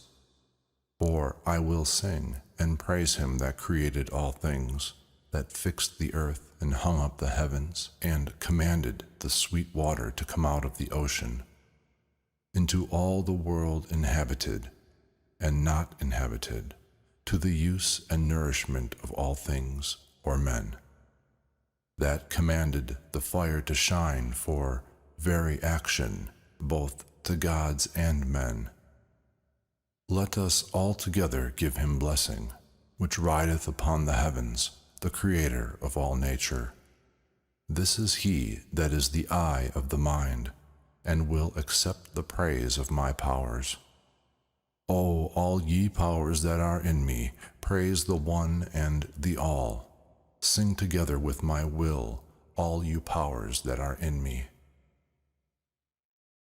O holy knowledge, being enlightened by thee, I magnify the intelligible light, and rejoice in the joy of the mind.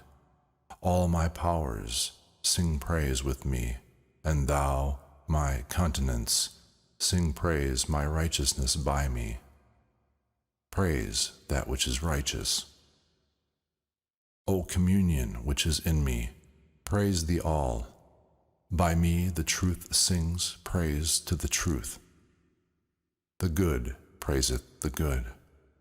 O life, O light from us, unto you comes this praise and thanksgiving. I give thanks unto thee, O Father, the operation or act of my powers. I give thanks unto thee, O God, the power of my operations. By me thy word sings praise unto thee. Receive by me this reasonable or verbal sacrifice in words. The powers that are in me cry these things. They praise thee all, they fulfill thy will. Thy will and counsel is from thee unto thee. O all, receive a reasonable sacrifice from all things. O life, save all that is in us. O light, enlighten. O God the Spirit, for the mind guideth or feedeth the word. O Spirit-bearing workman, thou art God, thy man crieth these things unto thee, through by the fire, by the air, by the earth, by the water, by the Spirit, by thy creatures. From eternity I have found means to bless and praise thee, and I have what I seek, for I rest in thy will. O Father, I see thou hast sung this song of praise and blessing with thy whole will, and therefore have I put and placed it in my world. Say in thy intelligible world, O Son. I do mean in my intelligible world, for by thy hymn and song of praise my mind is enlightened, and gladly would I send from my understanding a thanksgiving unto God. Not rashly, O Son. In my mind, O Father, those things that I see and contemplate, I infuse into thee, and therefore say, thou Son Tat, the author of thy succeeding generations, I send unto God these reasonable sacrifices. O God, thou art the Father, thou art the Lord, thou art the mind, accept these reasonable sacrifices which thou requirest of me, for all things are done as the mind willeth. Thou, O Son, send this acceptable sacrifice to God, the Father of all things, but propound it also, O Son, by word. I thank thee, Father, thou hast advised and instructed me thus to give praise and thanks. I am glad, O Son, to see the truth bring forth the fruits of good things and such immortal branches, and learn this of me, above all other virtues entertain silence, and impart unto no man, O Son, and impart unto no man, O Son, the tradition of regeneration, lest we be reputed calumniators, for we both have now sufficiently meditated, I in speaking, thou in hearing, and now thou dost intellectually know thyself, and our Father.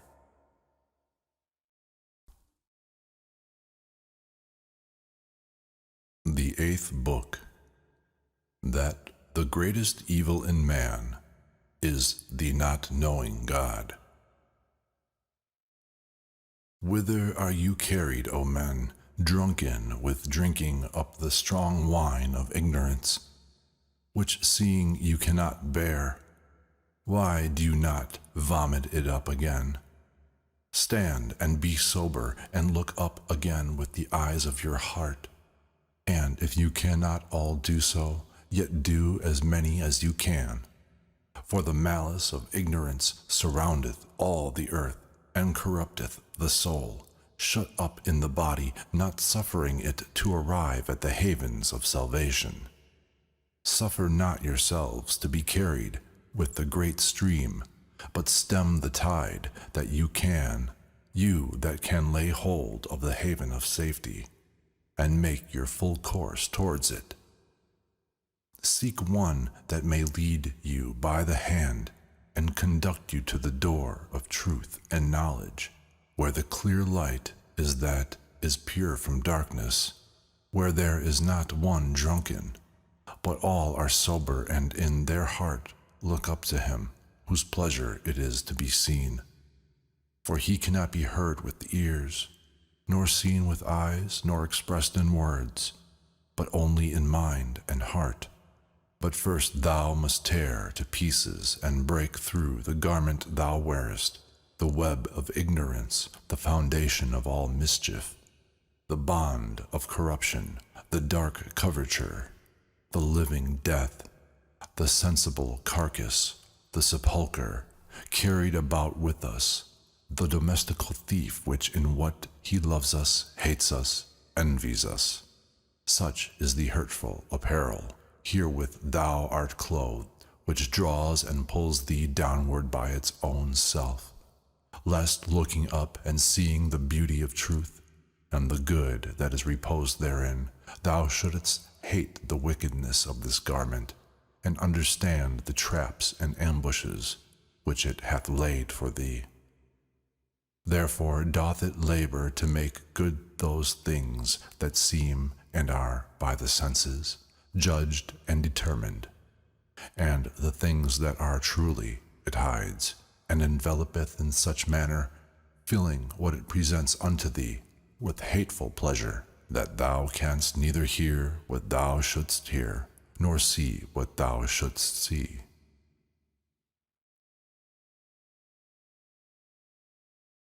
The Ninth Book, a Universal Sermon to Asclepius. All that is moved, O Asclepius, is it not moved in something and by something? Yes, indeed. Must not that, in which a thing is moved, of necessity be greater than the thing that is moved of necessity? And that which moveth, is it not stronger than that which is moved? It is stronger. That in which a thing is moved, must it not needs have a nature contrary to that of the thing that is moved? It must needs. Is not this great world a body, than which there is no greater?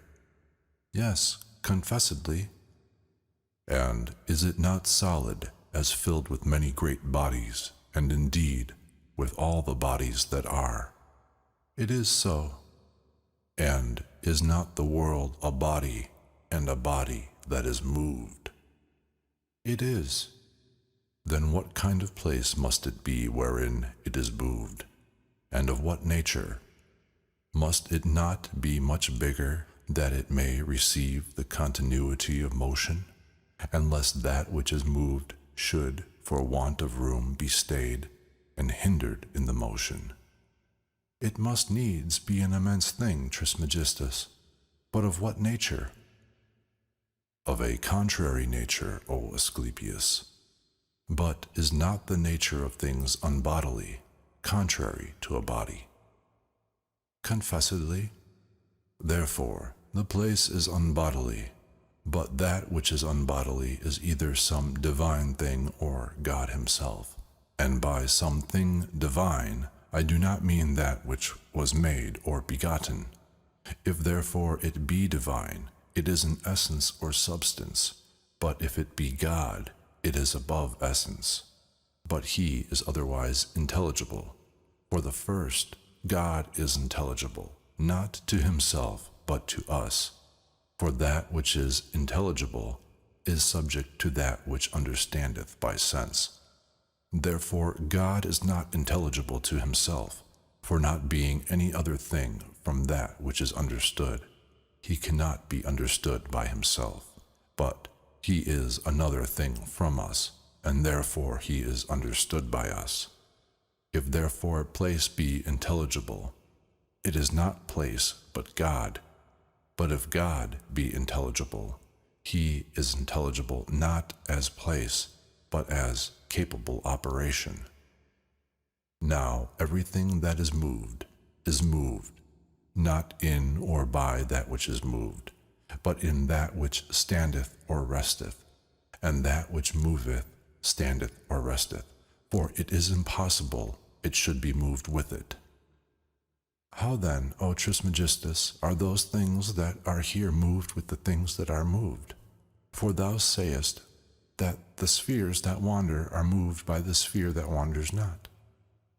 That, O Asclepius, is not a moving together, but a counter motion, for they are not moved after a like manner, but contrary one to the other, and contrariety hath a standing resistance of motion, for resistance is a staying of motion.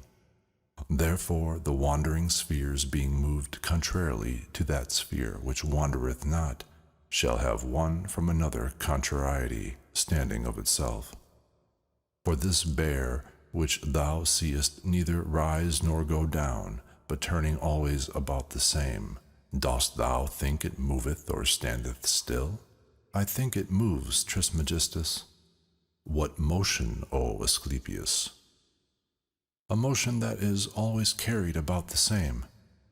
But the circulation, which is about the same, and the motion about the same, are both hidden by the station. For that which is about the same forbids that which is above the same, if it stand to that which is about the same. What motion, O Asclepius? A motion that is always carried about the same. But the circulation which is about the same and the motion about the same are both hidden by the station, for that which is about the same forbids that which is above the same, if it stand to that which is about the same. And so the contrary motion stands fast always, being always established by the contrariety. But I will give thee concerning this matter an earthly example that may be seen with eyes. Look upon any of these living creatures upon earth, as man, for example, and see him swimming.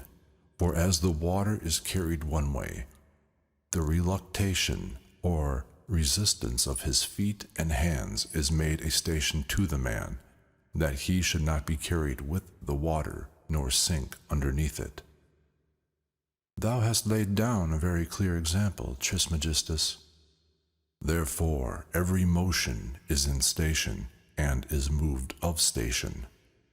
The motion then of the world, and of every material living thing, happeneth not to be done by those things that are without the world, but by those things within it, a soul, or spirit, or some other unbodily thing, to those things which are without it. For an inanimated body doth not know, much less a body, if it be wholly inanimate. What meanest thou by this, O Trismegistus? Wood and stones and all other inanimate things, are they not moving bodies? By means, no, O Asclepius, for that within the body which moves the inanimate thing is not the body. That moves both as well the body of that which beareth, as the body of that which is born. For one dead or inanimate thing cannot move another. That which moveth must needs be alive if it move. Thou seest, therefore, how the soul is surcharged, when it carrieth two bodies. And now it is manifest that the things that are moved in something and by something. The things that are moved, O Trismegistus, must needs be moved in that which is void or empty, vacuum. Be advised, O Asclepius, for of all the things that are, there is nothing empty. Only that which is not is empty and a stranger to existence or being. But that which is could not be if it were not full of existence, for that which is in being or existence can never be made empty. Are there not therefore some things that are empty, O Trismegistus, as an empty barrel, an empty hogshead, an empty well, an empty winepress, and many such like? O the grossness of thy error, O Asclepius! Those things that are most full and replenish, dost thou account them void and empty? What may be thy meaning, Trismegistus? Is not the air a body? It is a body. Why then this body doth it not pass through all things that are, and passing through them, fill them? And that body doth it not consist of the mixture of the four? Therefore all those things which thou callest empty are full of air. Therefore those things that thou callest empty, thou oughtest to call them hollow, not empty, for they exist and are full of air and spirit. This reason is beyond all contradiction, O Trismegistus. But what shall we call the place in which the whole universe is moved? Call it incorporeal, O Asclepius. What is that incorporeal or unbodily? The mind and reason, the whole, wholly comprehending itself, free from all body, undeceivable, invisible, impassible from a body itself, standing fast in itself, capable of all things, and that favor of the things that are, whereof the good, the truth, the archetypal light, the archetype of the soul, are, as it were, beams. Why then, what is God? That which is none of these things, yet is, and is the cause of being to all, and every one of the things that are.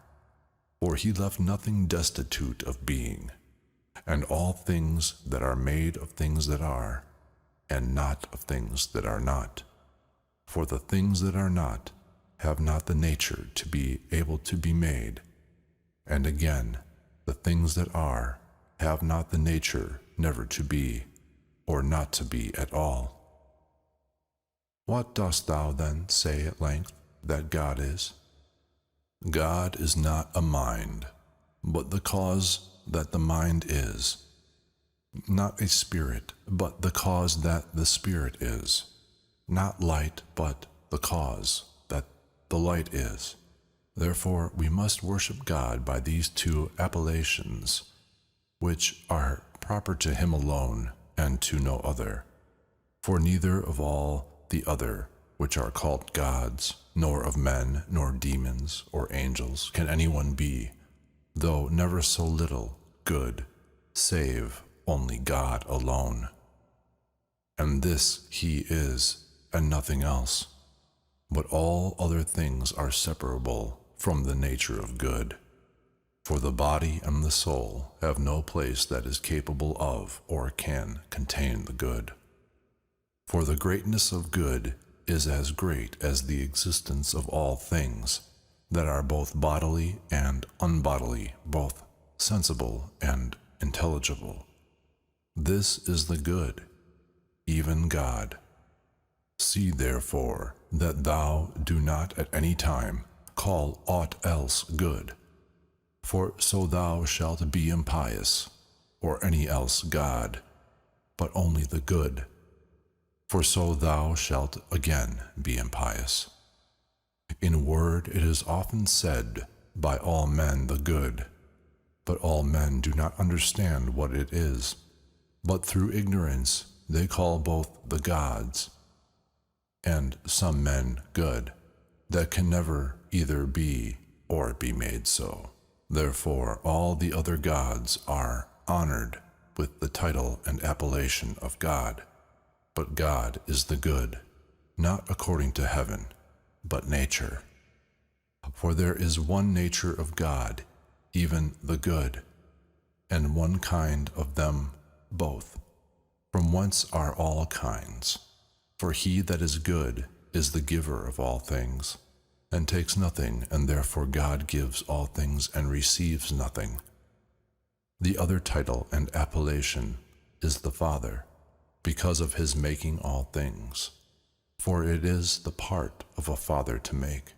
Therefore it hath been the greatest and most religious care in this life, to them that are wise and well-minded, to beget children.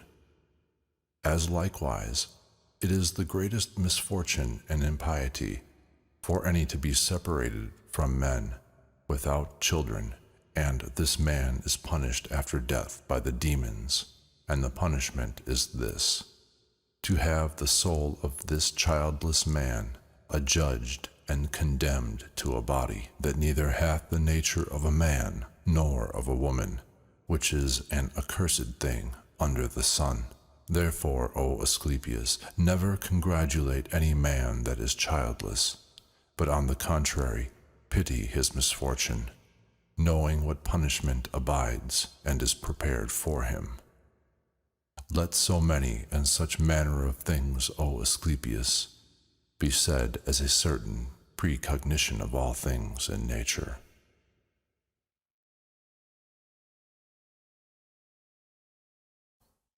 The 10th Book. The Mind to Hermes. Forbear thy speech, O Hermes Trismegistus, and call to mind those things that are said, but I will not delay to speak what comes into my mind, since many men have spoken many things, and those very different, concerning the universe and good. But I have not learned the truth. Therefore the Lord make it plain to me in this point, for I will believe thee only for the manifestation of these things. Then said the mind how the case stands, God and all, God, eternity, the world, time, generation. God made eternity, eternity the world, time, and time, generation. Of God, as it were the substance, is the good, the fair, blessedness, wisdom. Of eternity, identity, or selfness. Of the world, order. Of time, change. Of generation, life and death. But the operation of God is mind and soul. Of eternity, permanence, or long-lasting, and immortality. Of the world, restitution, and decay or destruction. Of time, augmentation and diminution. And of generation, qualities. Therefore eternity is in God, the world in eternity, time in the world, and generation in time. And eternity standeth about God, the world is moved in eternity, time is determined in the world, generation is done in time. Therefore the spring and fountain of all things is God, the substance, eternity, the matter is world, the power of God is eternity, and the work of eternity is the world not yet made, and yet ever made by eternity. Therefore shall nothing be at any time destroyed, for eternity is incorruptible. Neither can anything perish or be destroyed in the world being contained and embraced by eternity. But what is the wisdom of God? Even the good and the fair and blessedness and every virtue and eternity. Eternity, therefore, put into the matter immortality and everlastingness. For the generation of that depends upon eternity, even as eternity doth of God. For generation and time, in heaven and in earth, are of a double nature. In heaven they are unchangeable and incorruptible, but on earth they are changeable and corruptible. And the soul of eternity is God, and the soul of the world, eternity, and of the earth, heaven. God is in the mind in the soul in the matter, all things by eternity. All this universal body, in which are all bodies, is full of soul, the soul full of mind, the mind full of God. For within he fills them, and without he contains them, quickening the universe. Without he quickens this perfect living thing the world, and within all living creatures. And above in heaven he abides in identity or selfness, but below upon earth he changeth generation. Eternity comprehendeth the world, either by necessity, or providence, or nature. And if any man shall think any other thing, it is God that actuateth or operateth this all. But the operation or act of God is power insuperable, to which none may compare anything either human or divine. Therefore, O Hermes, think none of these things below, or the things above, in any wise like unto God. For if thou dost, thou errest from the truth. For nothing can be like the unlike, and only and one. Nor mayest thou think that he hath given of his power to any other thing. For who after him can make anything, either of life or immortality, of change or of quality, and himself what other thing should he make? For God is not idle, for then all things would be idle. For all things are full of God, but there is not anywhere in the world such a thing as idleness. For idleness is a name that implieth a thing void or empty, both of a doer and a thing done. But all things must necessarily be made or done, both always and according to the nature of every place.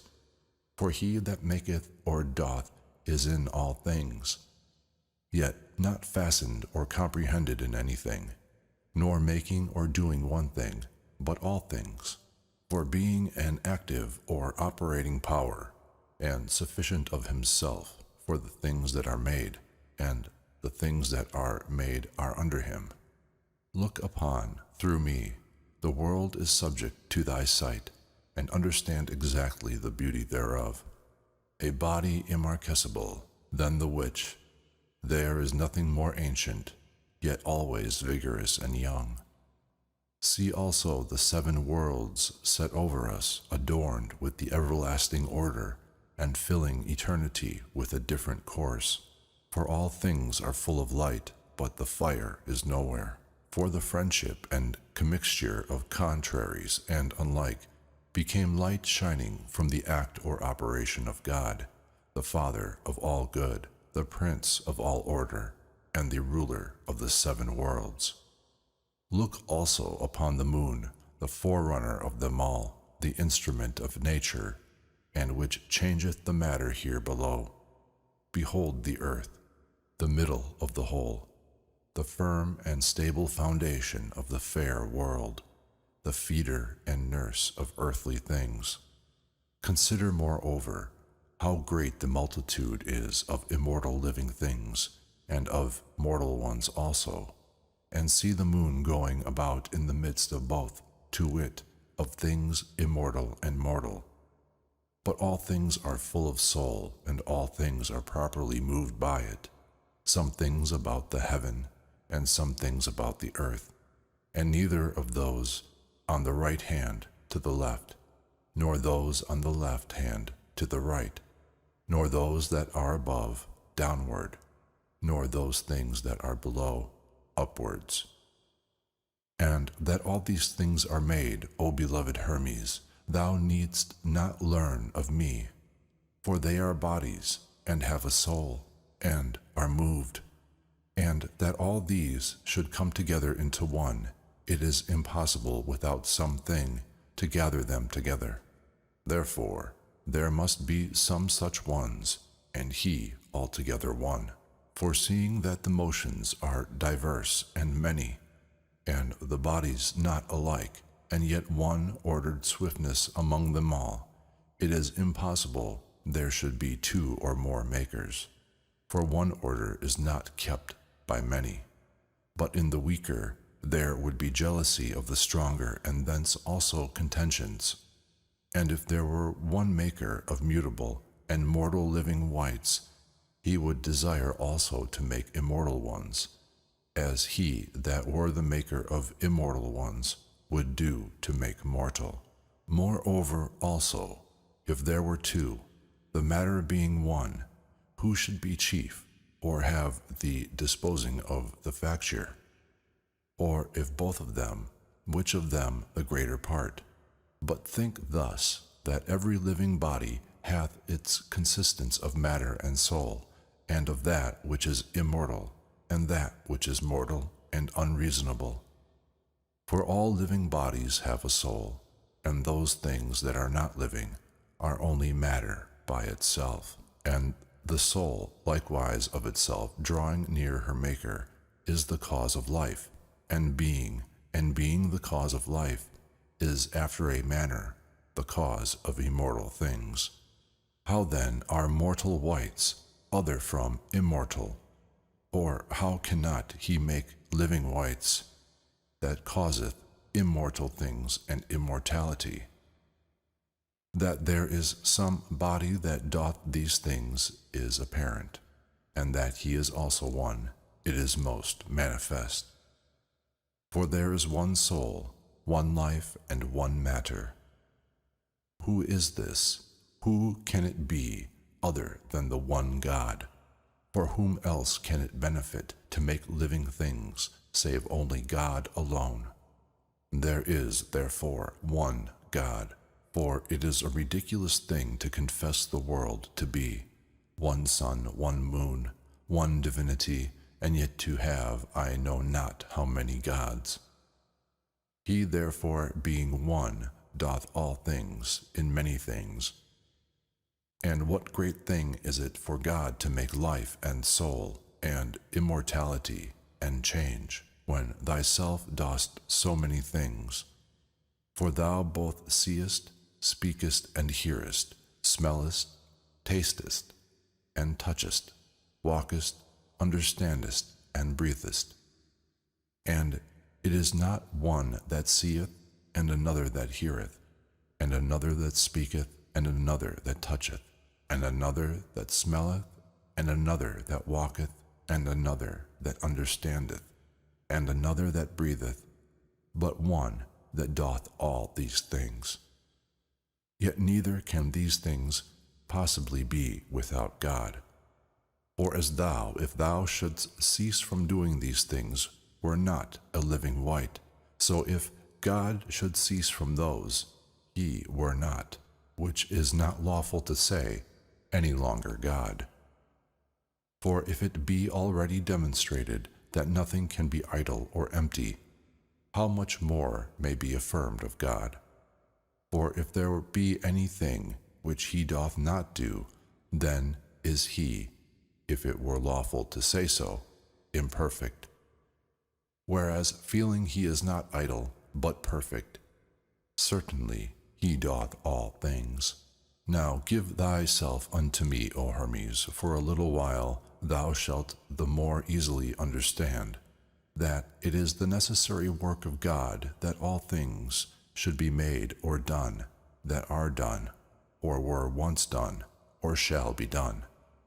And this, O best beloved, is life, and this is the fair, and this is the good, and this is God. And if thou wilt understand this by work also, mark what happens to thyself when thou wilt generate. And yet this is not like unto him, for he is not sensible of pleasure, for neither hath he any other fellow workman. But being himself the only workman, he is always in the work, himself being that which he doth or maketh. For all things, if they were separated from him, must needs fall and die, as there being no life in them. And again, if all things be living wights, both which are in heaven and upon earth, and that there be one life in all things which are made by God, and that is God, then certainly all things are made or done by God. Life is the union of the mind and the soul. But death is not the destruction of those things that were gathered together, but a dissolving of the union. The image, therefore, of God is eternity, of eternity the world, of the world the Son, of the Son man. But the people say that changing is death, because the body is dissolved, and the life goeth into that which appeareth not. By this discourse, my dearest Hermes, I affirm, as thou hearest, that the world is changed, because every day part thereof becomes invisible, but that it is never dissolved. And these are the passions of the world, revolutions and occultations. And revolution is a turning, but occultation is renovation. And the world being all formed, hath not the forms lying without it, but itself changeth in itself. Seeing then the world is all formed, what must he be that made it? For without form he cannot be. And if he be all formed, he will be kept like the world. But if he have but one form, he shall be in this regard less than the world. What do we then say that he is? We will not raise any doubts by our speech, for nothing that is doubtful concerning God is yet known. He hath therefore one idea which is proper to him, which because it is unbodily is not subject to the sight, and yet shows all forms by the bodies. And do not wonder if there be an incorruptible idea, for they are like the margins of that speech which is in writing, for they seem to be high and swelling, but they are by nature smooth and uneven. But understand well this that I say, more boldly, for it is more true. As a man cannot live without life, so neither can God live not doing good. For this is, as it were, the life and motion of God, to move all things and quicken them. But some of the things I have said must have a particular explication. Understand then what I say. All things are in God, not as lying in a place, for place is both a body and unmovable, and those things that are there placed have no motion. For they lie otherwise in that which is unbodily than in the fantasy or to appearance. Consider him that contains all things, and understand that nothing is more capacious than what is incorporeal, nothing more swift, nothing more powerful, but it is most capacious, most swift, and most strong. And judge of this by thyself. Command thy soul to go into India, and sooner than thou canst bid it, it will be there. Bid it likewise pass over the ocean, and suddenly it will be there. Not as passing from place to place, but suddenly it will be there. Command it to fly into heaven, and it will need no wings, neither shall anything hinder it, not the fire of the sun, not the ether, not the turning of the spheres, not the bodies of any of the other stars, but cutting through all, it will fly up to the last and furthest body. And if thou wilt even break the whole, and see those things that are without the world, if there be anything without, thou mayest. Behold, how great power, how great swiftness thou hast. Canst thou do all these things, and cannot God? After this manner, therefore, contemplate God to have all the whole world to himself, as it were all thoughts or intellections. If therefore thou wilt not equal thyself to God, thou canst not understand God. For the like is intelligible by the like. Increase thyself into an immeasurable greatness, leaping beyond every body and transcending all time. Become eternity, and thou shalt understand God. If thou believe in thyself that nothing is impossible, but accountest thyself immortal, and that thou canst understand all things, every art, every science, and the manner and custom of every living thing. Become higher than all height, lower than all depths. Comprehend in thyself the qualities of all the creatures, of the fire, the water, the dry and moist, and conceive likewise that thou canst at once be everywhere in the sea, in the earth. Thou shalt at once understand thyself, not yet begotten in the womb, young, old, to be dead, the things after death, and all these together, as also times, places, deeds, qualities, quantities, or else thou canst not yet understand God. But if thou shut up thy soul in the body and abuse it, and say, I understand nothing, I can do nothing, I am afraid of the sea, I cannot climb up into heaven, I know not who I am, I cannot tell what I shall be, what hast thou to do with God? For thou canst understand none of those fair and good things. Be a lover of the body and evil. For it is the greatest evil not to know God, but to be able to know and to will and to hope is the straight way and divine way, proper to the good, and it will everywhere meet thee, and everywhere be seen of thee, plain and easy, when thou dost not expect or look for it. It will meet thee, waking, sleeping, sailing, traveling, by night, by day, when thou speakest and when thou keepest silence. For there is nothing which is not the image of God, and yet thou sayest, God is invisible. But be advised, for who is more manifest than he? For therefore hath he made all things, that thou by all things mayest see him. This is the good of God, this is his virtue, to appear, and to be seen in all things. There is nothing invisible, no, not of those things that are incorporeal. The mind is seen in understanding, and God is seen in doing or making. Let these things thus far forth be made manifest unto thee, O Trismegistus. Understand in like manner all other things by thyself, and thou shalt not be deceived.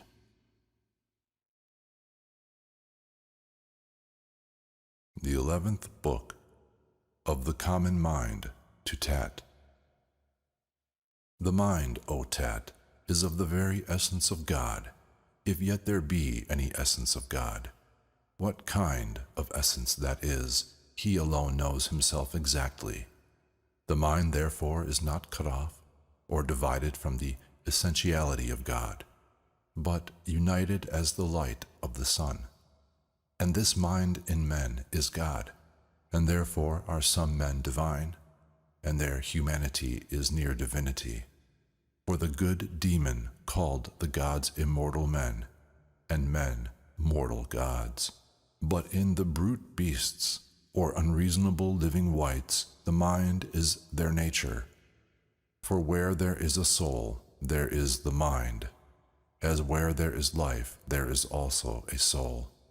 In living creatures, therefore, that are without reason, the soul is life, void of the operations of the mind. For the mind is the benefactor of the souls of men, and worketh to the proper good. And in unreasonable things it cooperateth with the nature of every one of them. But in men it worketh against their natures. For the soul, being in the body, is straightway made evil by sorrow, and grief and pleasure or delight. For grief and pleasure flow like juices from the compound body, whereinto, when the soul entereth or descendeth, she is moistened and tincted with them. As many souls therefore, as the mind governeth or overruleth, to them it shows its own light, resisting their prepossessions or presumptions. As a good physician grieveth the body, prepossessed of a diseased, by burning or lancing it for health's sake. After the same manner also the mind grieveth the soul, by drawing it out of pleasure, from whence every disease of the soul proceedeth. But the great disease of the soul is atheism, because that opinion followeth to all evil and no good. Therefore the mind, resisting it, procureth good to the soul, as a physician health to the body. But as many souls of men as do not admit or entertain the mind for their governor, do suffer the same thing that the soul of unreasonable living things. For the soul, being a cooperator with them, permits or leaves them to their concupiscences, whereunto they are carried by the torrent of their appetite, and so tend to brutishness. And as brute beasts they are angry without reason, and they desire without reason, and never cease, nor are satiated with evil. For unreasonable angers and desires are the most exceeding evils, and therefore hath God set the mind over these, as a revenger and reprover of them.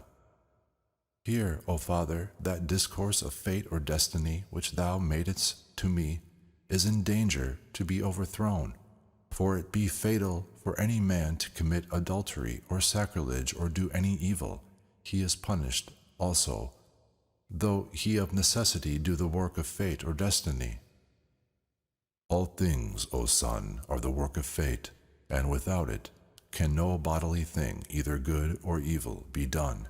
For it is decreed by fate that he that doth any evil should also suffer for it, and therefore he doth it that he may suffer that which he suffereth, because he did it. But for the present let alone that speech concerning evil and fate, for at other times we have spoken of it. Now our discourse is about the mind, and what it can do, and how it differs, and is in men such a one, but in brute beasts changed. And again in brute beasts it is not beneficial, but in men by quenching both their anger and concupiscences. And of men thou must understand some to be rational, or governed by reason, and some irrational. But all men are subject to fate, and to generation, and change. For these are the beginning and end of fate or destiny. And all men suffer those things that are decreed by fate. But rational men, over whom, as we said, the mind bears rule, do not suffer like unto other men, but being free from viciousness, and being not evil, they do suffer evil. How sayest thou this again, Father? An adulterer, is he not evil? A murderer, is he not evil? And so all others? But the rational man, O son, will not suffer for adultery, but as the adulterer, nor murder, but as the murderer. And it is impossible to escape the quality of change, as of generation. But the viciousness he that hath the mind may escape. And therefore, O son, I have always heard the good demon say, and if he had delivered it in writing, he had much profited all mankind. For he alone, O son, as the firstborn, God, seeing all things, truly spake divine words. I have heard him say sometimes that all things are one thing, especially intelligible bodies, or that all, especially intelligible bodies, are one. We live in power and act in eternity. Therefore a good mind is that which the soul of him is. And if this be so, then no intelligible thing differs from intelligible things. As therefore it is possible that the mind, the prince of all things, so likewise that the soul, that is of God, can do whatsoever it will. But understand thou well, for this discourse I have made to the question which thou askest of me before, I mean concerning fate and the mind. First, if, O son, thou shalt diligently withdraw thyself from all contentious speeches, thou shalt find that in truth the mind, the soul of God, bears rule over all things, both over fate and law and all other things, and nothing is impossible to him, no, not of the things that are of fate. Therefore, though the soul of man be above it, let it not neglect the things that happen to be under fate. And these, thus far, were the excellent sayings of the good demon. Most divinely spoken, O Father, and truly and profitably, yet clear this one thing unto me. Thou sayest that in brute beasts the mind worketh or acteth after the manner of nature, cooperating also with their impetus inclinations. Now the impetus inclinations of brute beasts, as I conceive, are passions. If therefore the mind do cooperate with these impetuous inclinations, and that they are the passions in brute beasts, certainly the mind is also a passion, conforming itself to passions. Well done, son, thou askest nobly, and yet it is just that I should answer thee. All incorporeal things, O son, that are in the body are possible. Nay, they are properly passions. Everything that moveth is incorporeal. Everything that is moved is a body, and it is moved into the bodies by the mind. Now motion is passion, and there they both suffer, as well that which moveth as that which is moved, as well that which ruleth as that which is ruled. But being freed from the body, it is freed likewise from passion. But especially, O son, there is nothing impassible, but all things are passable. But passion differs from that which is passable, for that passion acteth, but this suffers. Bodies also of themselves do act, For either they are unmovable, or else are moved, and whichsoever it be, it is a passion. But incorporeal things do always act or work, and therefore they are passible. Let not therefore the appellations or names trouble thee, for action and passion are the same thing, but that it is not grievous to use the more honorable name. O Father, thou hast delivered this discourse most plainly. Consider this also, O Son, that God hath freely bestowed upon man, above all other living things, these two, to wit, mind and speech, or reason, equally to immortality. These, if any man use or employ upon what he ought, he shall differ nothing from the immortals. Yea, rather than going out of the body, he shall be guided and led by them, both into the choir and society of the gods and blessed ones. Do not other living creatures use speech, O Father? No, Son, but only voice. Now speech and voice do differ exceeding much, for speech is common to all men, but voice is proper unto every kind of living thing. Yea, but the speech of men is different. O Father, every man according to his nation. It is true, O Son, they do differ, yet as man is one, so is speech one also, and it is interpreted and found the same, both in Egypt, Persia, and Greece. But thou seemest unto me, O Son, to be ignorant of the virtue, or power, and greatness of speech. For the blessed God, the good demon said or commanded the soul to be in the body, the mind, in the soul the word or speech or reason in the mind, and the mind in God, and that God is the Father of them all. Therefore the word is the image of the mind, and the mind of God, and the body of the idea, and the idea of the soul.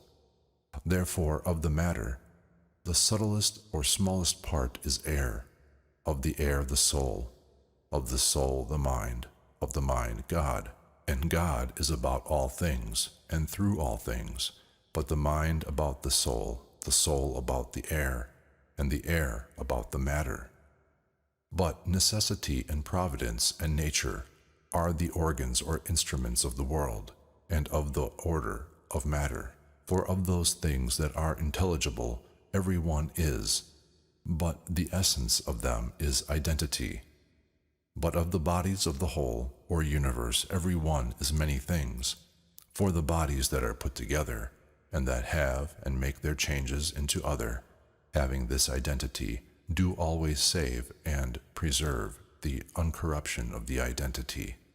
But in every one of the compound bodies there is a number.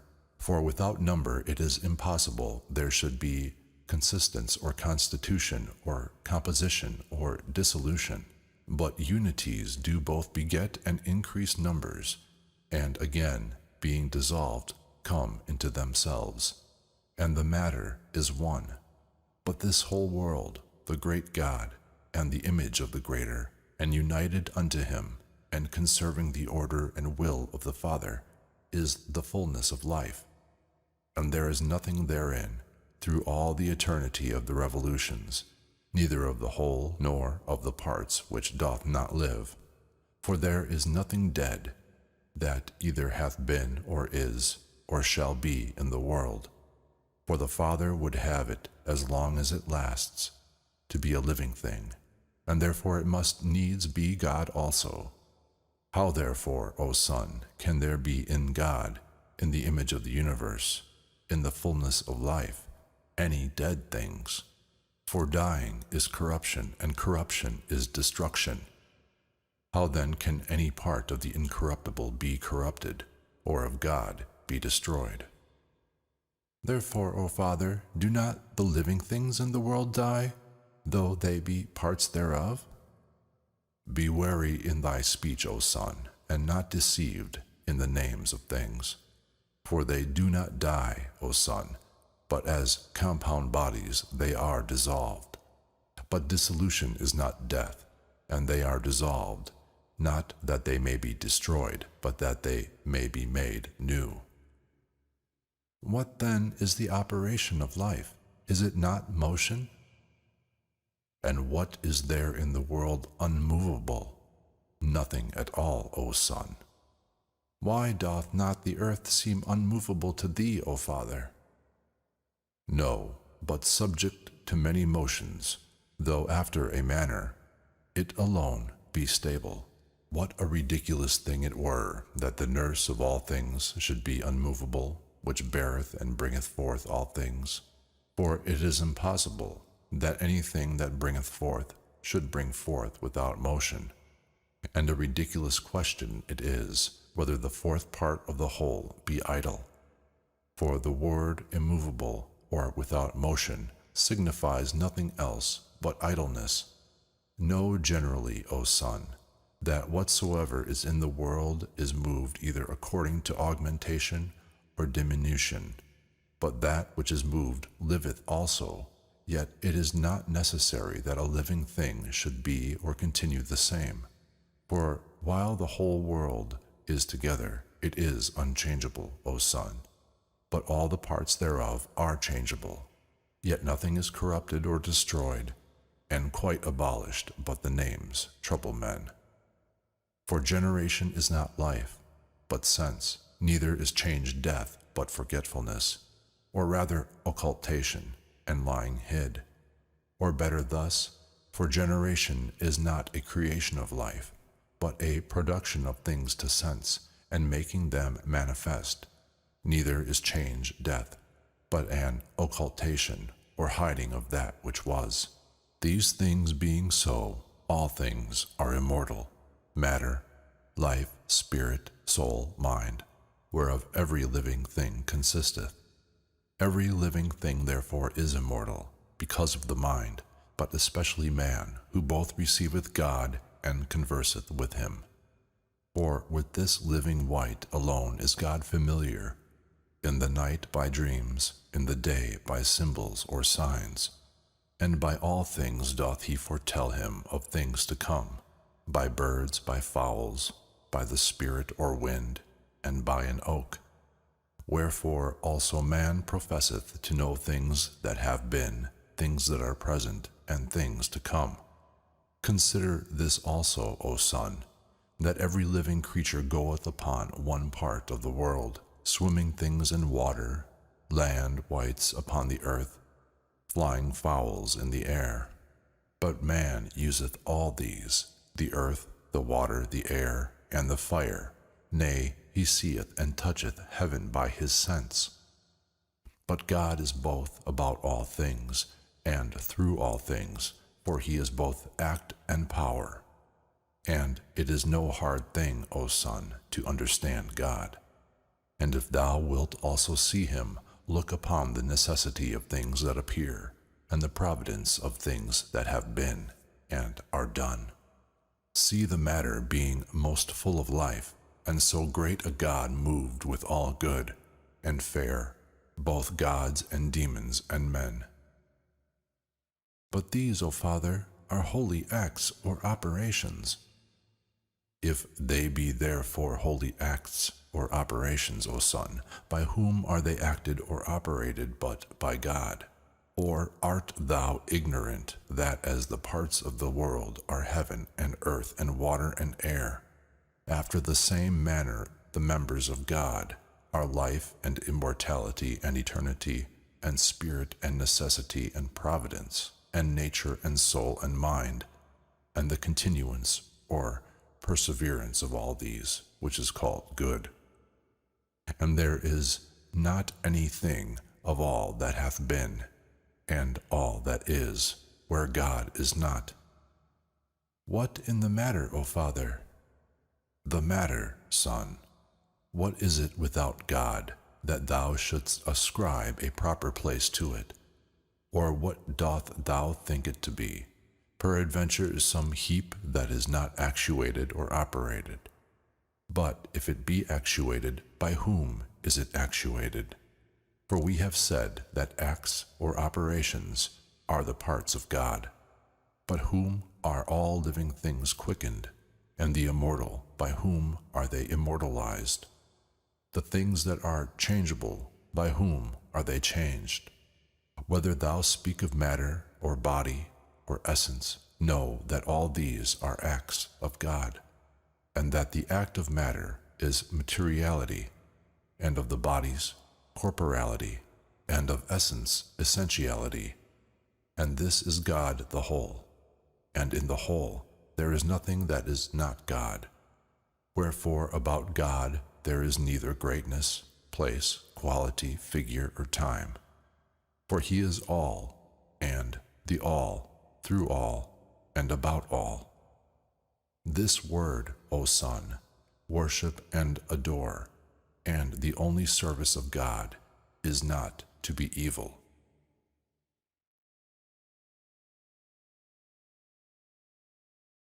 The 12th Book. His Crater, or Monas. The workman made this universal world, not with his hands, but his word. Therefore thus think of him, as present everywhere, and being always, and making all things, and one above, that by his will hath framed the things that are.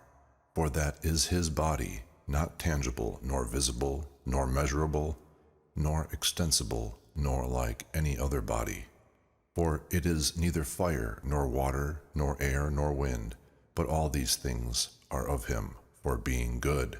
He hath dedicated that name unto himself alone.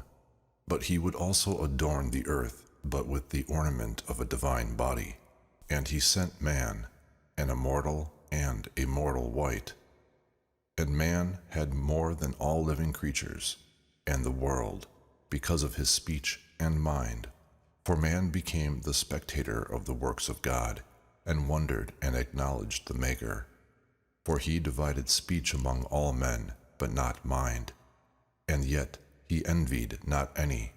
For envy comes not of thither, but is of abode here below in the souls of men that have not the mind.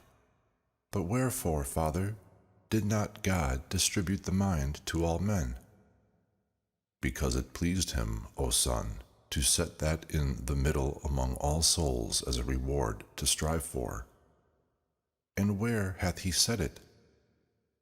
Filling a large cup or bowl therewith, he sent it down, giving also a crier or proclaimer, and he commanded him to proclaim these things to the souls of men.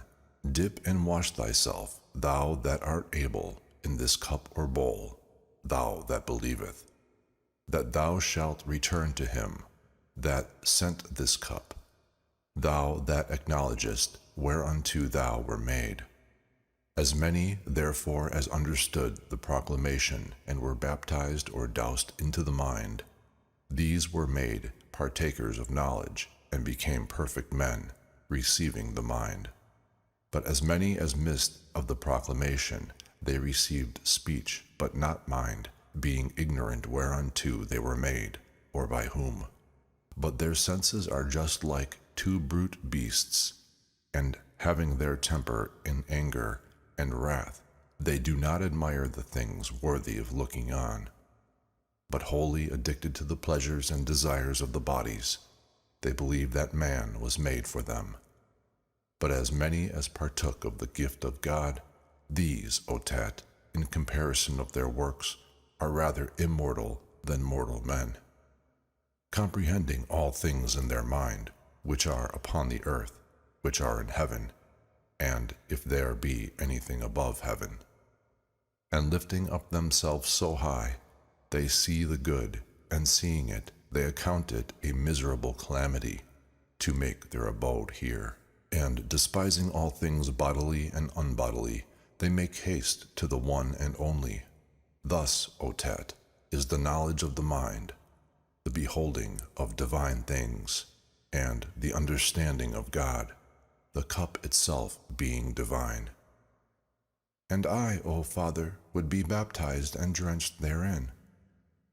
Except thou first hate thy body, O Son, thou canst not love thyself, but loving thyself thou shalt have the mind, and having the mind thou shalt also partake the knowledge, or science. How meanest thou that, O Father? Because it is impossible, O Son, to be conversant about things mortal and divine. For the things that are, being two bodies, and things incorporeal, wherein is the immortal and the divine, the election or choice of either is left to him that will choose, for no man can choose both. And of which soever the choice is made, the other being diminished or overcome, magnifieth the act and operation of the other. The choice of the better is not only best for him that chooseth it, by deifying a man, but it also showeth piety and religion towards God. But the choice of the worse destroys a man, but cloth nothing against God, save that as pomps or pageants, when they come abroad, cannot do anything themselves but hinder. After the same manner also do these make pomps or pageants in the world, being seduced by the pleasures of the body. These things being so, O Tat, that things have been and are so plenteously ministered to us from God, let them proceed also from us without any scarcity or sparing. For God is innocent or guiltless, but we are the causes of evil, preferring them before the good. Thou seest, O Son, how many bodies we must go beyond, and how many choirs of demons, and what continuity and courses of stars, that we may make haste to the one and only God. For the good is not to be transcended, it is unbounded and infinite unto itself without beginning, but unto us seeming to have a beginning, even our knowledge of it. For our knowledge is not the beginning of it, but shows us the beginning of its being known unto us. Let us therefore lay hold of the beginning, and we shall quickly go through all things. It is indeed a difficult thing to leave those things that are accustomable and present, and turn us to those things that are ancient and according to the original. For these things that appear delight us, but make the things that appear not hard to believe, or the things that appear not are hard to believe. The things most apparent are evil, but the good is secret or hidden, or to the things that appear for it hath neither form nor figure. For this cause it is like to itself, but unlike everything else.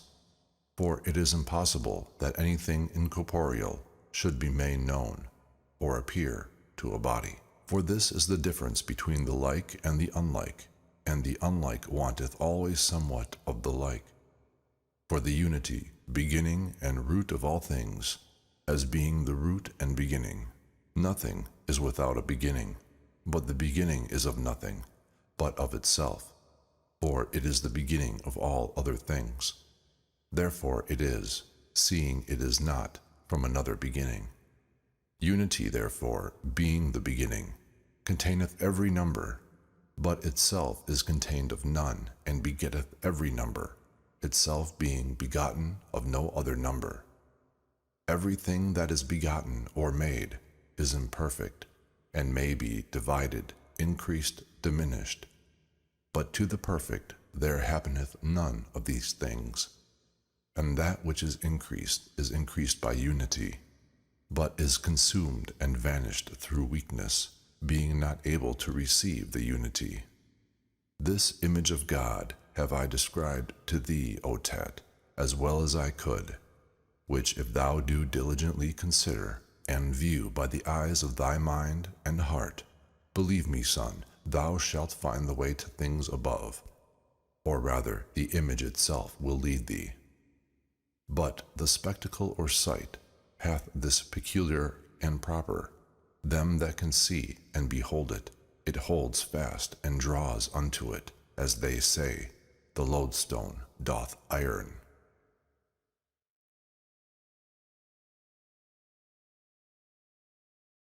The 13th Book of Sense and Understanding. Yesterday, Asclepius, I delivered a perfect discourse, but now I think it necessary and sweet of that to dispute also of sense, for sense and understanding seem to differ, because the one is material, the other essential. But unto me they appear to be both one, or united, and not divided in men, I mean. For in other living creatures, sense is united unto nature, but in men to understanding. But the mind differs from understanding, as much as God from divinity.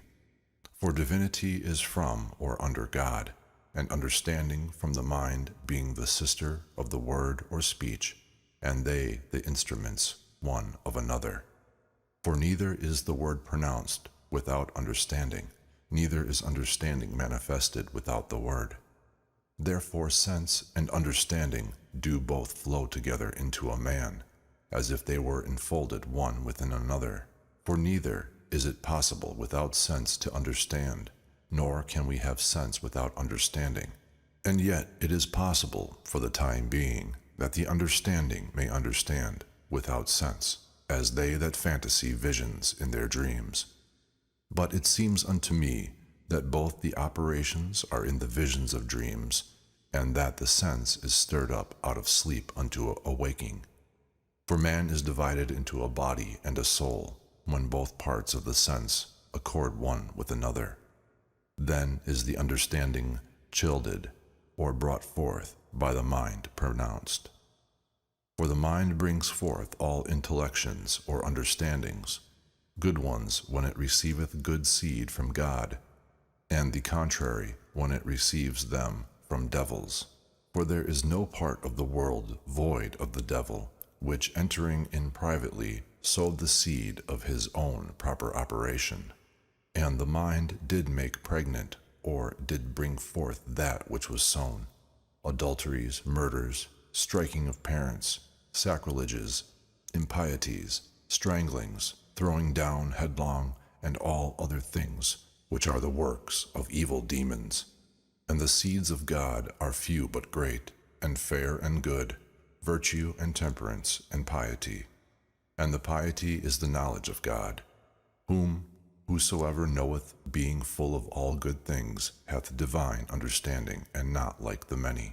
And therefore they that have that knowledge neither please the multitude nor the multitude them, but they seem to be mad, and to move laughter, hated and despised, and many times also murdered.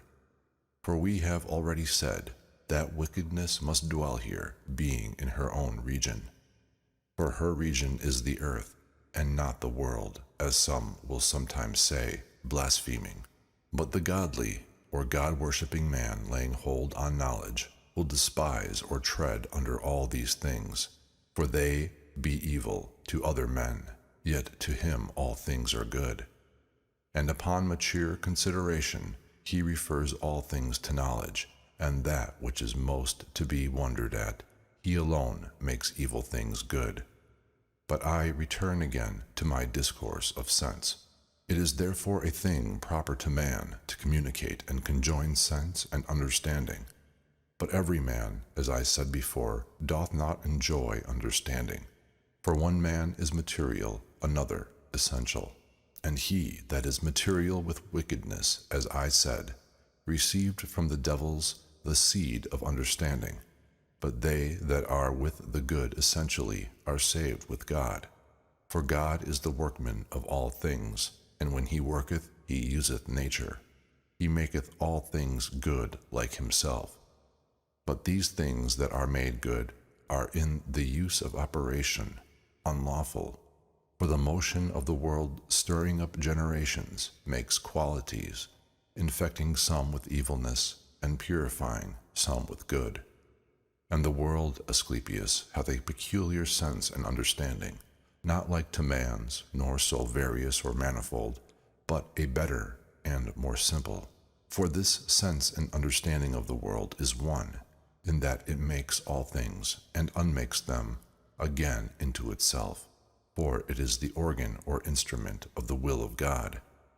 And it is so organized, or framed, and made for an instrument by God, that receiving all seeds into itself from God, and keeping them in itself, it maketh all things effectually, and dissolving them, reneweth all things. And therefore, like a good husbandman of life, When things are dissolved or loosened, he affords, by the casting of seed, renovation to all things that grow. There is nothing that it, the world, doth not beget, or bring forth alive, and by its motion it makes all things alive. And it is at once both the place and the workman of life. But the bodies are from the matter, in a different manner. For some are of the earth, some of water, some of air, some of fire, and all are compounded, but some are more compounded, and some are more simple.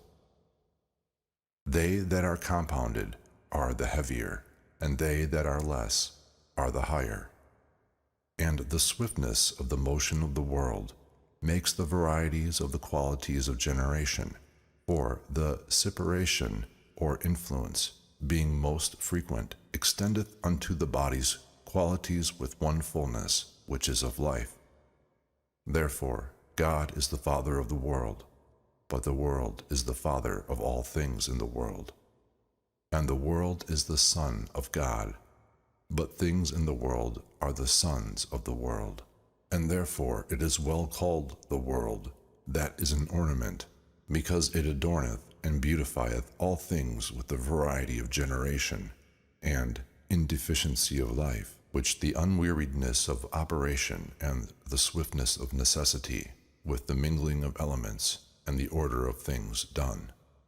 Therefore it is necessarily and properly called the world, for all living things, both the sense and the understanding, cometh into them from without, inspired by that which compasseth them about, and continueth them.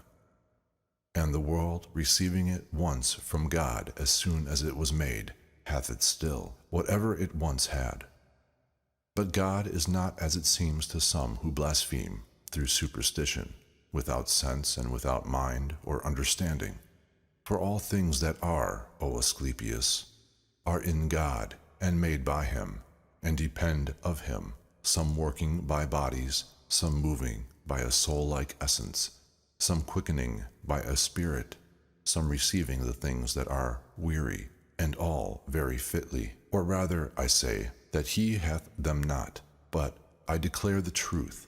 He is all things, not receiving them from without, but exhibiting them outwardly. And this is the sense and understanding of God, to move all things always. And there never shall be any time when any of those things that are shall fail or be wanting. When I say the things that are, I mean God, for the things that are God hath, and neither is there anything without him, nor he without anything. These things, O Asclepius, will appear to be true, if thou understand them, but if thou understand them not, incredible. For to understand is to believe, but not to believe is not to understand. For my speech or words reach not unto the truth, but the mind is great, and being led or conducted for a while by speech, is able to attain the truth, and understanding all things round about, and finding them consonant and agreeable to those things that were delivered and interpreted by speech, believeth, and in that good belief resteth. To them, therefore, that understand the things that have been said of God, they are credible, but to them that understand them not, incredible. And let these, and thus many things be spoken concerning understanding and sense.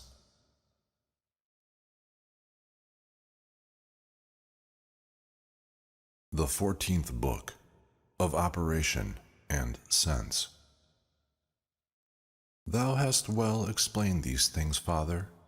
Teach me furthermore these things, for thou sayest that science and art were the operations of the rational, but now thou sayest that beasts are unreasonable, and for want of reason both are and are called brutes, so that by this reason it must needs follow that unreasonable creatures partake not of science or art, because they come short of reason. It must needs be so, son. Why then, O Father, do we see some unreasonable living creatures use both science and art, as the Pymaenders treasure up for themselves food against the winter, and fowls of the air likewise make them nests, and four-footed beasts know of their own dens. These things they do, O son, not by science or art, but by nature. For science or art are things that are taught, but none of these brute beasts are taught any of these things. But these things being natural unto them are wrought by nature, whereas art and science do not happen unto all, but unto some. As men are musicians, but not all, neither are all archers or huntsmen, or the rest, but some of them have learned something by the working of science or art. After the same manner also, if some Pishmeers did so, and some not, thou mightest well say, they gather their food according to science and art. But seeing they are all led by nature to the same thing, even against their wills, it is manifest they do not do it by science or art. For operations, O Tat, being unbodily, are in bodies, and work by bodies. Wherefore, O Tat, inasmuch as they are unbodily, thou must needs say they are immortal. But inasmuch as they cannot act without bodies, I say they are always in a body. For those things that are to anything, or for the cause of anything made subject to providence or necessity, cannot possibly remain idle of their own proper operation, for that which is shall ever be, for both the body and the life of it is the same, and by this reason it follows that the bodies also are always, because I affirm that this corporeity is always by the act and operation, or for them. For although earthly bodies be subject to dissolution, yet these bodies must be the places, and the organs and instruments of acts or operations. But acts or operations are immortal, and that which is immortal is always in act, and therefore always corporification, if it be always. Acts or operations do follow the soul, yet come not suddenly or promiscuously, but some of them come together with being made man, being about brutish or unreasonable things. But the pure operations do insensibly, in the change of time, work with the oblique part of the soul, and these operations depend upon bodies, and truly they that are corporifying come from the divine bodies into mortal ones. But every one of them acteth both about the body and the soul, and are present with the soul, even without the body. And they are always acts or operations, but the soul is not always in a mortal body, for it can be without a body, but acts or operations cannot be without bodies. This is a sacred speech, son. The body cannot consist without a soul. How meanest thou that, father? Understand it thus, O Tat, when the soul is separated from the body, there remaineth that same body, and this same body, according to the time of its abode, is actuated or operated in that it is dissolved and becomes invisible. And these things the body cannot suffer without act or operation, and consequently there remaineth with the body the same act or operation.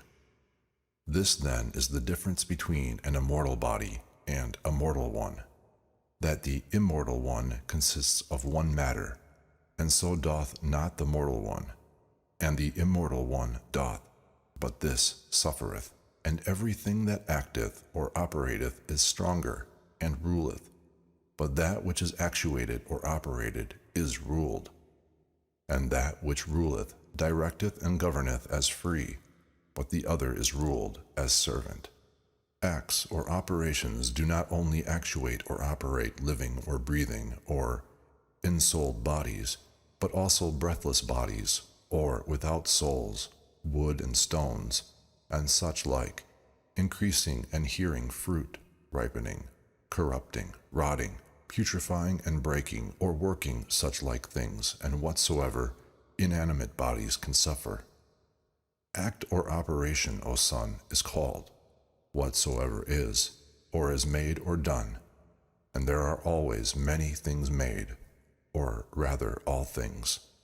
For the world is never widowed or forsaken of any of those things that are, but being always carried or moved in itself, it is in labor to bring forth the things that are, which shall never be left by it to corruption. Let therefore every act or operation be understood to be always immortal, in what manner of body soever it be. But some acts or operations be of divine, some of corruptible bodies, some universal, some peculiar, and some of the generals, and some of the parts of everything. Divine acts or operations, therefore, there be, and such as work or operate upon the proper bodies, and these are also perfect, and being upon or in perfect bodies. Particular are they which work by any of the living creatures. Proper be they that work upon any of the things that are. By this discourse, therefore, O son, it is gathered that all things are full of acts or operations. For if necessarily they be in every body, and that there may be many bodies in the world, I may very well affirm that there be many other acts or operations. For many times in one body there is one, and a second, and a third, besides these universal ones that follow. And universal operations, I call them that are indeed bodily, and are done by the senses and motions. For without these it is impossible that the body should consist. But other operations are proper to the souls of men, by arts, sciences, studies, and actions. The senses also follow these operations, or rather are the effects or perfections of them. Understand therefore, O son, the difference of operations. It is sent from above. But sense being in the body, and having its essence from it, when it receiveth act or operation, manifesteth it, making it, as it were, corporeal. Therefore I say that the senses are both corporeal and mortal, having so much existence as the body, for they are born with the body and die with it. But mortal things themselves have not sense, and not consisting of such an essence. For sense can be no other than a corporeal apprehension, either of evil or good that comes to the body. But to eternal bodies there is nothing comes, nothing departs, therefore there is no sense in them. Doth the sense therefore perceive or apprehend in every body? In every body, O son. And do the acts or operations work in all things? Even in things inanimate, O son. But there are differences of senses. For the senses of things rational are with reason, of things unreasonable, corporeal only. But the senses of things inanimate are passive only, according to the augmentation and diminution. But passion and sense depend upon one head, or height, and are gathered together into the same by acts or operations. But in living whites there be two other operations that follow the senses and passions, to wit, grief and pleasure. And without these it is impossible that a living white, especially a reasonable one, should perceive or apprehend. And therefore I say that these are the ideas of passions that bear rule, especially in reasonable living whites. The operations work indeed, but the senses do declare and manifest the operations, and they, being bodily, are moved by the brutish parts of the soul. Therefore I say, they are both maleficial, or doers of evil. For that which affords the sense to rejoice with pleasure is straightway the cause of many evils happening to him that suffers it. But sorrows gives stronger torments and anguish. Therefore doubtless are they both maleficial. The same may be said of the sense of the soul. Is not the soul incorporeal, and the sense a body, Father? Or is it rather in the body? If we put it in a body, O son, we shall make it like the soul or operations, for these being unbodily, we say are in bodies. But sense is neither operation, nor soul, nor anything else that belongs to the body. But, as we have said, and therefore, it is not incorporeal, and if it be not incorporeal, it must needs be a body. For we always say that of things that are, some are bodies and some incorporeal.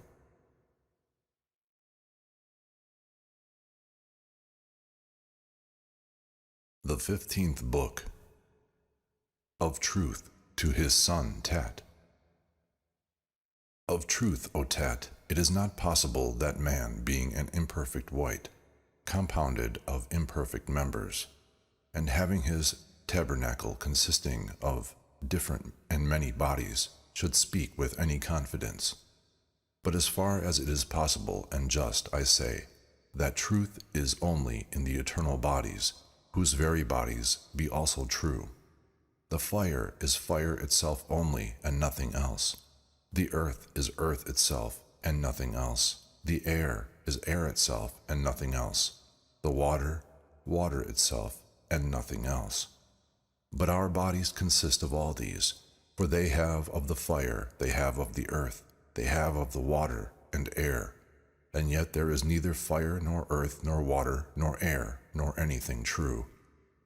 And if at the beginning our constitution had not truth, how could men either see the truth or speak it or understand it only, except God would? All things therefore upon earth, O Tat, are not truth, but imitations of the truth, and yet not all things neither, for they are but few that are so. But the other things are falsehood and deceit, O Tat, and opinions like the images of the fantasy or appearance. And when the fantasy hath an influence from above, then it is an imitation of truth, but without that operation from above, it is left a lie. And as an image shows the body described, and yet it is not the body of that which is seen, as it seems to be, and it is seen to have eyes, but it sees nothing, and ears, but hears nothing at all. And all other things hath the picture, but they are false, deceiving the eyes of the beholder, whilst they think they see the truth, and yet they are indeed but lies. As many therefore as see not falsehood, but see the truth. If therefore we do so understand, and see every one of these things as it is, then we see and understand true things. But if we see or understand anything besides, or otherwise than that which is, we shall neither understand nor know the truth. Is truth therefore upon earth, O Father? Thou doth not miss the mark, O Son. Truth indeed is nowhere at all upon earth, O Tat, for it cannot be generated or made. But concerning the truth, it may be that some men, to whom God will give the good seeing power, may understand it, so that unto the mind and reason there is nothing true indeed upon earth, but unto the true mind and reason all things are fantasies or appearances and opinions. Must we not therefore call it truth to understand and speak the things that are? But there is nothing true upon earth. How then is this true? That we do not know anything true. How can that be done here? O Son, truth is the most perfect virtue, and the highest good itself, not troubled by matter, not encompassed by a body, naked, clear, unchangeable, venerable, unalterable good. But the things that are here, O Son, are visible, incapable of good, corruptible, passible, dissolvable, changeable, continually altered, and made of another. The things, therefore, that are not true to themselves, how can they be true? For everything that is altered is a lie, not abiding in what it is, but being changed, it shows us always other and other appearances. Is not man true, O Father? As far forth as he is a man, he is not true, Son.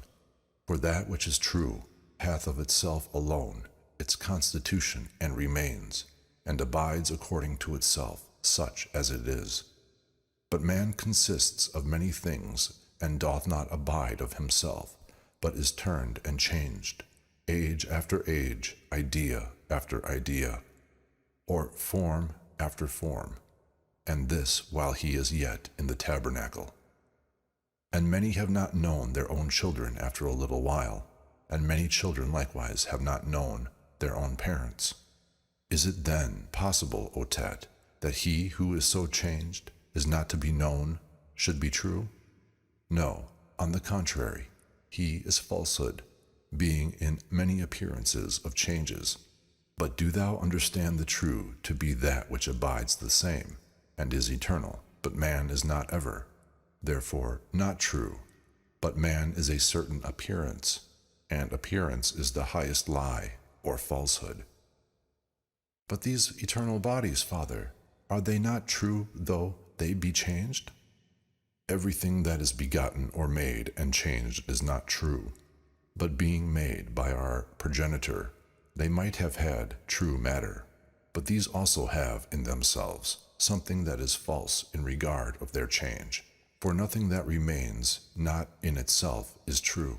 What shall one say then, Father, that only the Son, which besides the nature of other things is not changed, but abides in itself, is truth? It is truth, and therefore is he only entrusted with the workmanship of the world, ruling and making all things, whom I do both honor and adore his truth. And after the one and first, I acknowledge him the workman. What therefore doth thou affirm to be the first truth, O Father? The one and only, O Tet, that is not of matter, that is not in a body, that is without color, without figure or shape, immutable, unalterable, which always is. But falsehood, O Son, is corrupted, and corruption hath laid hold upon all things on earth, and the providence of the true encompasseth, and will encompass them. For without corruption there can no generation consist. For corruption followeth every generation, that it may again be generated. For those things that are generated must of necessity be generated of those things that are corrupted. And the things generated must needs be corrupted, that the generation of things being may not stand still or cease. Acknowledge therefore the first workman by the generation of things. Consequently, the things that are generated of corruption are false, as being sometimes one thing, sometimes another. For it is impossible they should be made the same things again, and that which is not the same, how is it true? Therefore, O Son, we must call these things fantasies or appearances. And if we will give a man his right name, we must call him the appearance of manhood, and a child, the fantasy or appearance of a child, an old man, the appearance of an old man, a young man, the appearance of a young man, and a man of ripe age, the appearance of a man of ripe age. For neither is a man, nor a child, nor a young man, nor an old man, but the things that pre-exist and that are, being changed, are false. These things understand thus, O Son, as these false operations, having their dependence from above, even of the truth itself. Which being so, I do affirm that falsehood is the work of truth.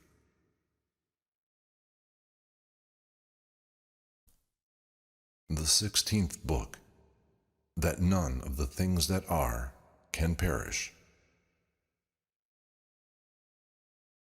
We must now speak of the soul and body, O Son, after what manner the soul is immortal, and what operation that is, which constitutes the body and dissolves it. But in none of these is death, for it is a conception of a name, which is either an empty word, or else it is wrongly called death, by the taking away the first letter, instead of immortal. For death is destruction, but there is nothing in the whole world that is destroyed. For if the world be a second God, and an immortal living wight, It is impossible that any part of an immortal living wight should die. But all things that are in the world are members of the world, especially man, the reasonable living wight. For the first of all is God, the eternal and unmade, and the workman of all things. The second is the world made by him, after his own image, and by him holden together, and nourished and immortalized, and as from its own Father, ever living, so that as immortal it is ever living, and ever immortal. For that which is ever living differs from that which is eternal. For the eternal was not begotten or made by another, and if it were begotten or made, yet it was made by itself, not by any other, but it is always made. For the eternal, as it is eternal, is the universe. For the Father himself is eternal of himself, but the world was made by the Father, ever living and immortal. And as much matter as there was laid upon by him, the Father made it all into a body, and swelling it, made it round like a sphere, endued it with quality, being itself immortal, and having eternal materiality. The Father, being full of ideas, sowed qualities in the sphere, and shut them up, as in a circle, deliberating to beautify, with every quality, that which should afterwards be made. Then clothing the universal body with immortality, lest the matter, if it would depart from this composition, should be dissolved into its own disorder. For when the matter was incorporeal, O Son, it was disordered, and it hath here the same confusion daily revolved about other little things, endued with qualities, in point of augmentation and diminution, which men call death, being indeed a disorder happening about earthly living wights. For the bodies of heavenly things have one order, which they have received from the Father at the beginning, and is by the insaturation of each of them kept indissoluble. But the instauration of earthly bodies is their consistence, and their dissolution restores them into indissoluble, that is, immortal. And so there is made a privation of sense, but not a destruction of bodies. Now the third living wight is man, made after the image of the world, and having by the will of the Father a mind above earthly wights. And he hath not only a sympathy with the second God, but also an understanding of the first. For the second God he apprehends as a body, but the first he understands as incorporeal, and the mind of the good. And doth not this living wight perish? Speak advisedly, O Son, and learn what God is, what the world, what an immortal wight, and what a dissoluble one is, and understand that the world is of God and in God, but man of the world and in the world. The beginning and end and consistence of all is God.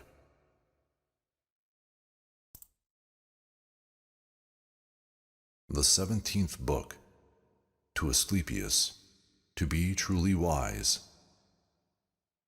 Because my son Tat, in thy absence, would needs learn the nature of the things that are, he would not suffer me to give over, as coming very young to the knowledge of every individual, till I was forced to discourse to him many things at large, that his contemplation might from point to point be more easy and successful.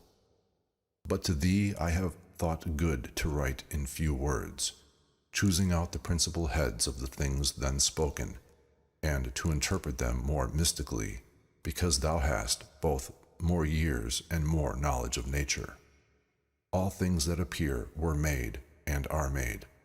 Those things that are made are not made by themselves, but by another.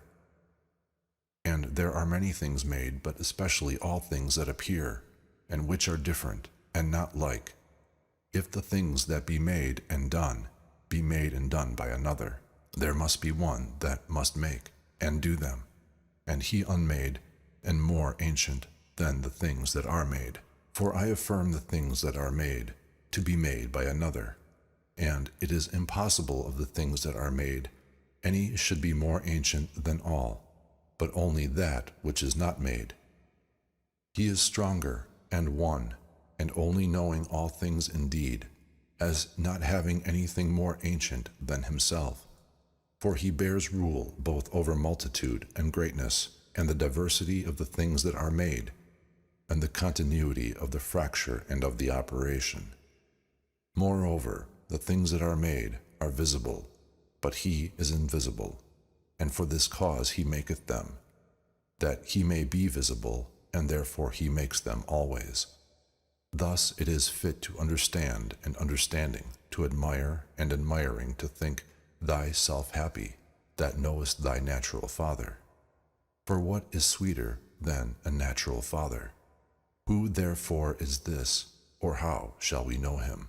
Or is it just to ascribe unto him alone the title and appellation of God, or of the Maker, or of the Father, or of all three? That of God because of his power, the Maker because of his working and operation, and the Father because of his goodness. For power is different from the things that are made, but act or operation in that all things are made.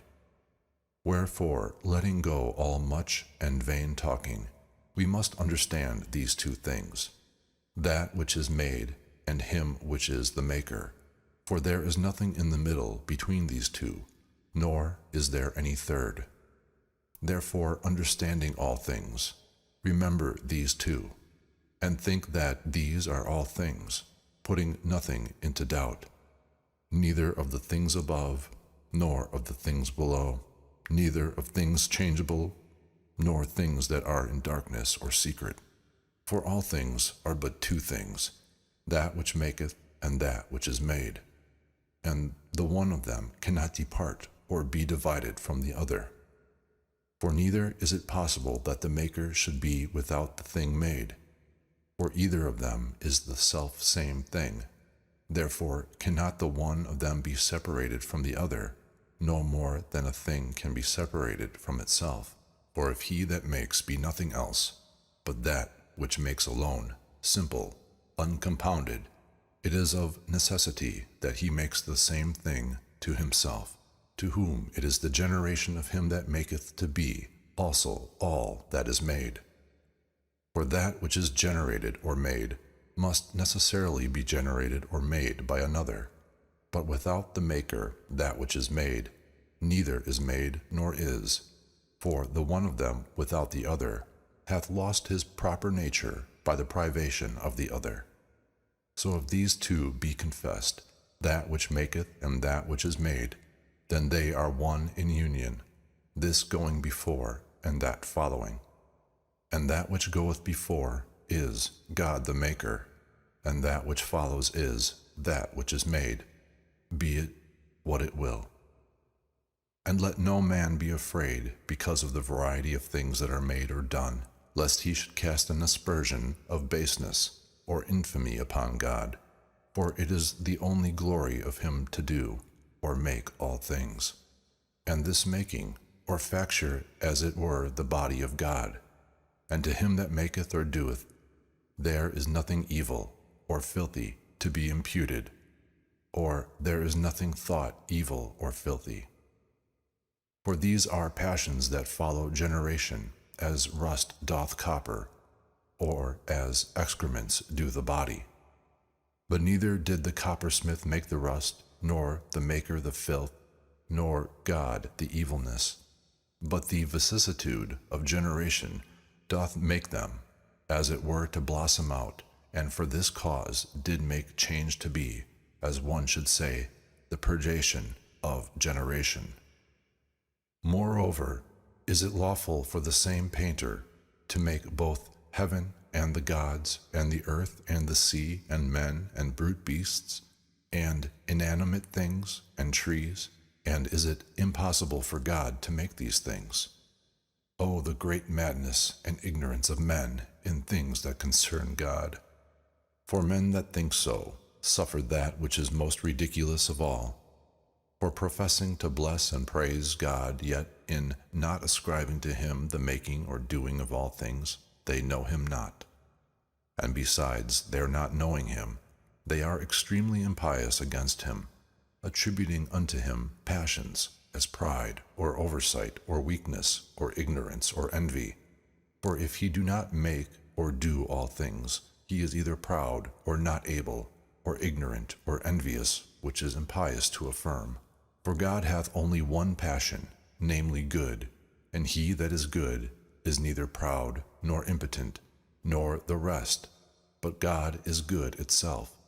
For good is all power, to do or make all things, and everything that is made by God, that is by the good, and that can make or do all things. See then how he maketh all things, and how the things are done, that are done, if thou wilt learn, thou mayest see an image thereof, very beautiful and like. Look upon the husbandman, how he casteth seeds into the earth, here wheat, there barley, and elsewhere some other seeds. Look upon the same man planting a vine, or an apple tree, or a fig tree, or some other tree. So doth God in heaven sow immortality. In the earth change in the whole life and motion.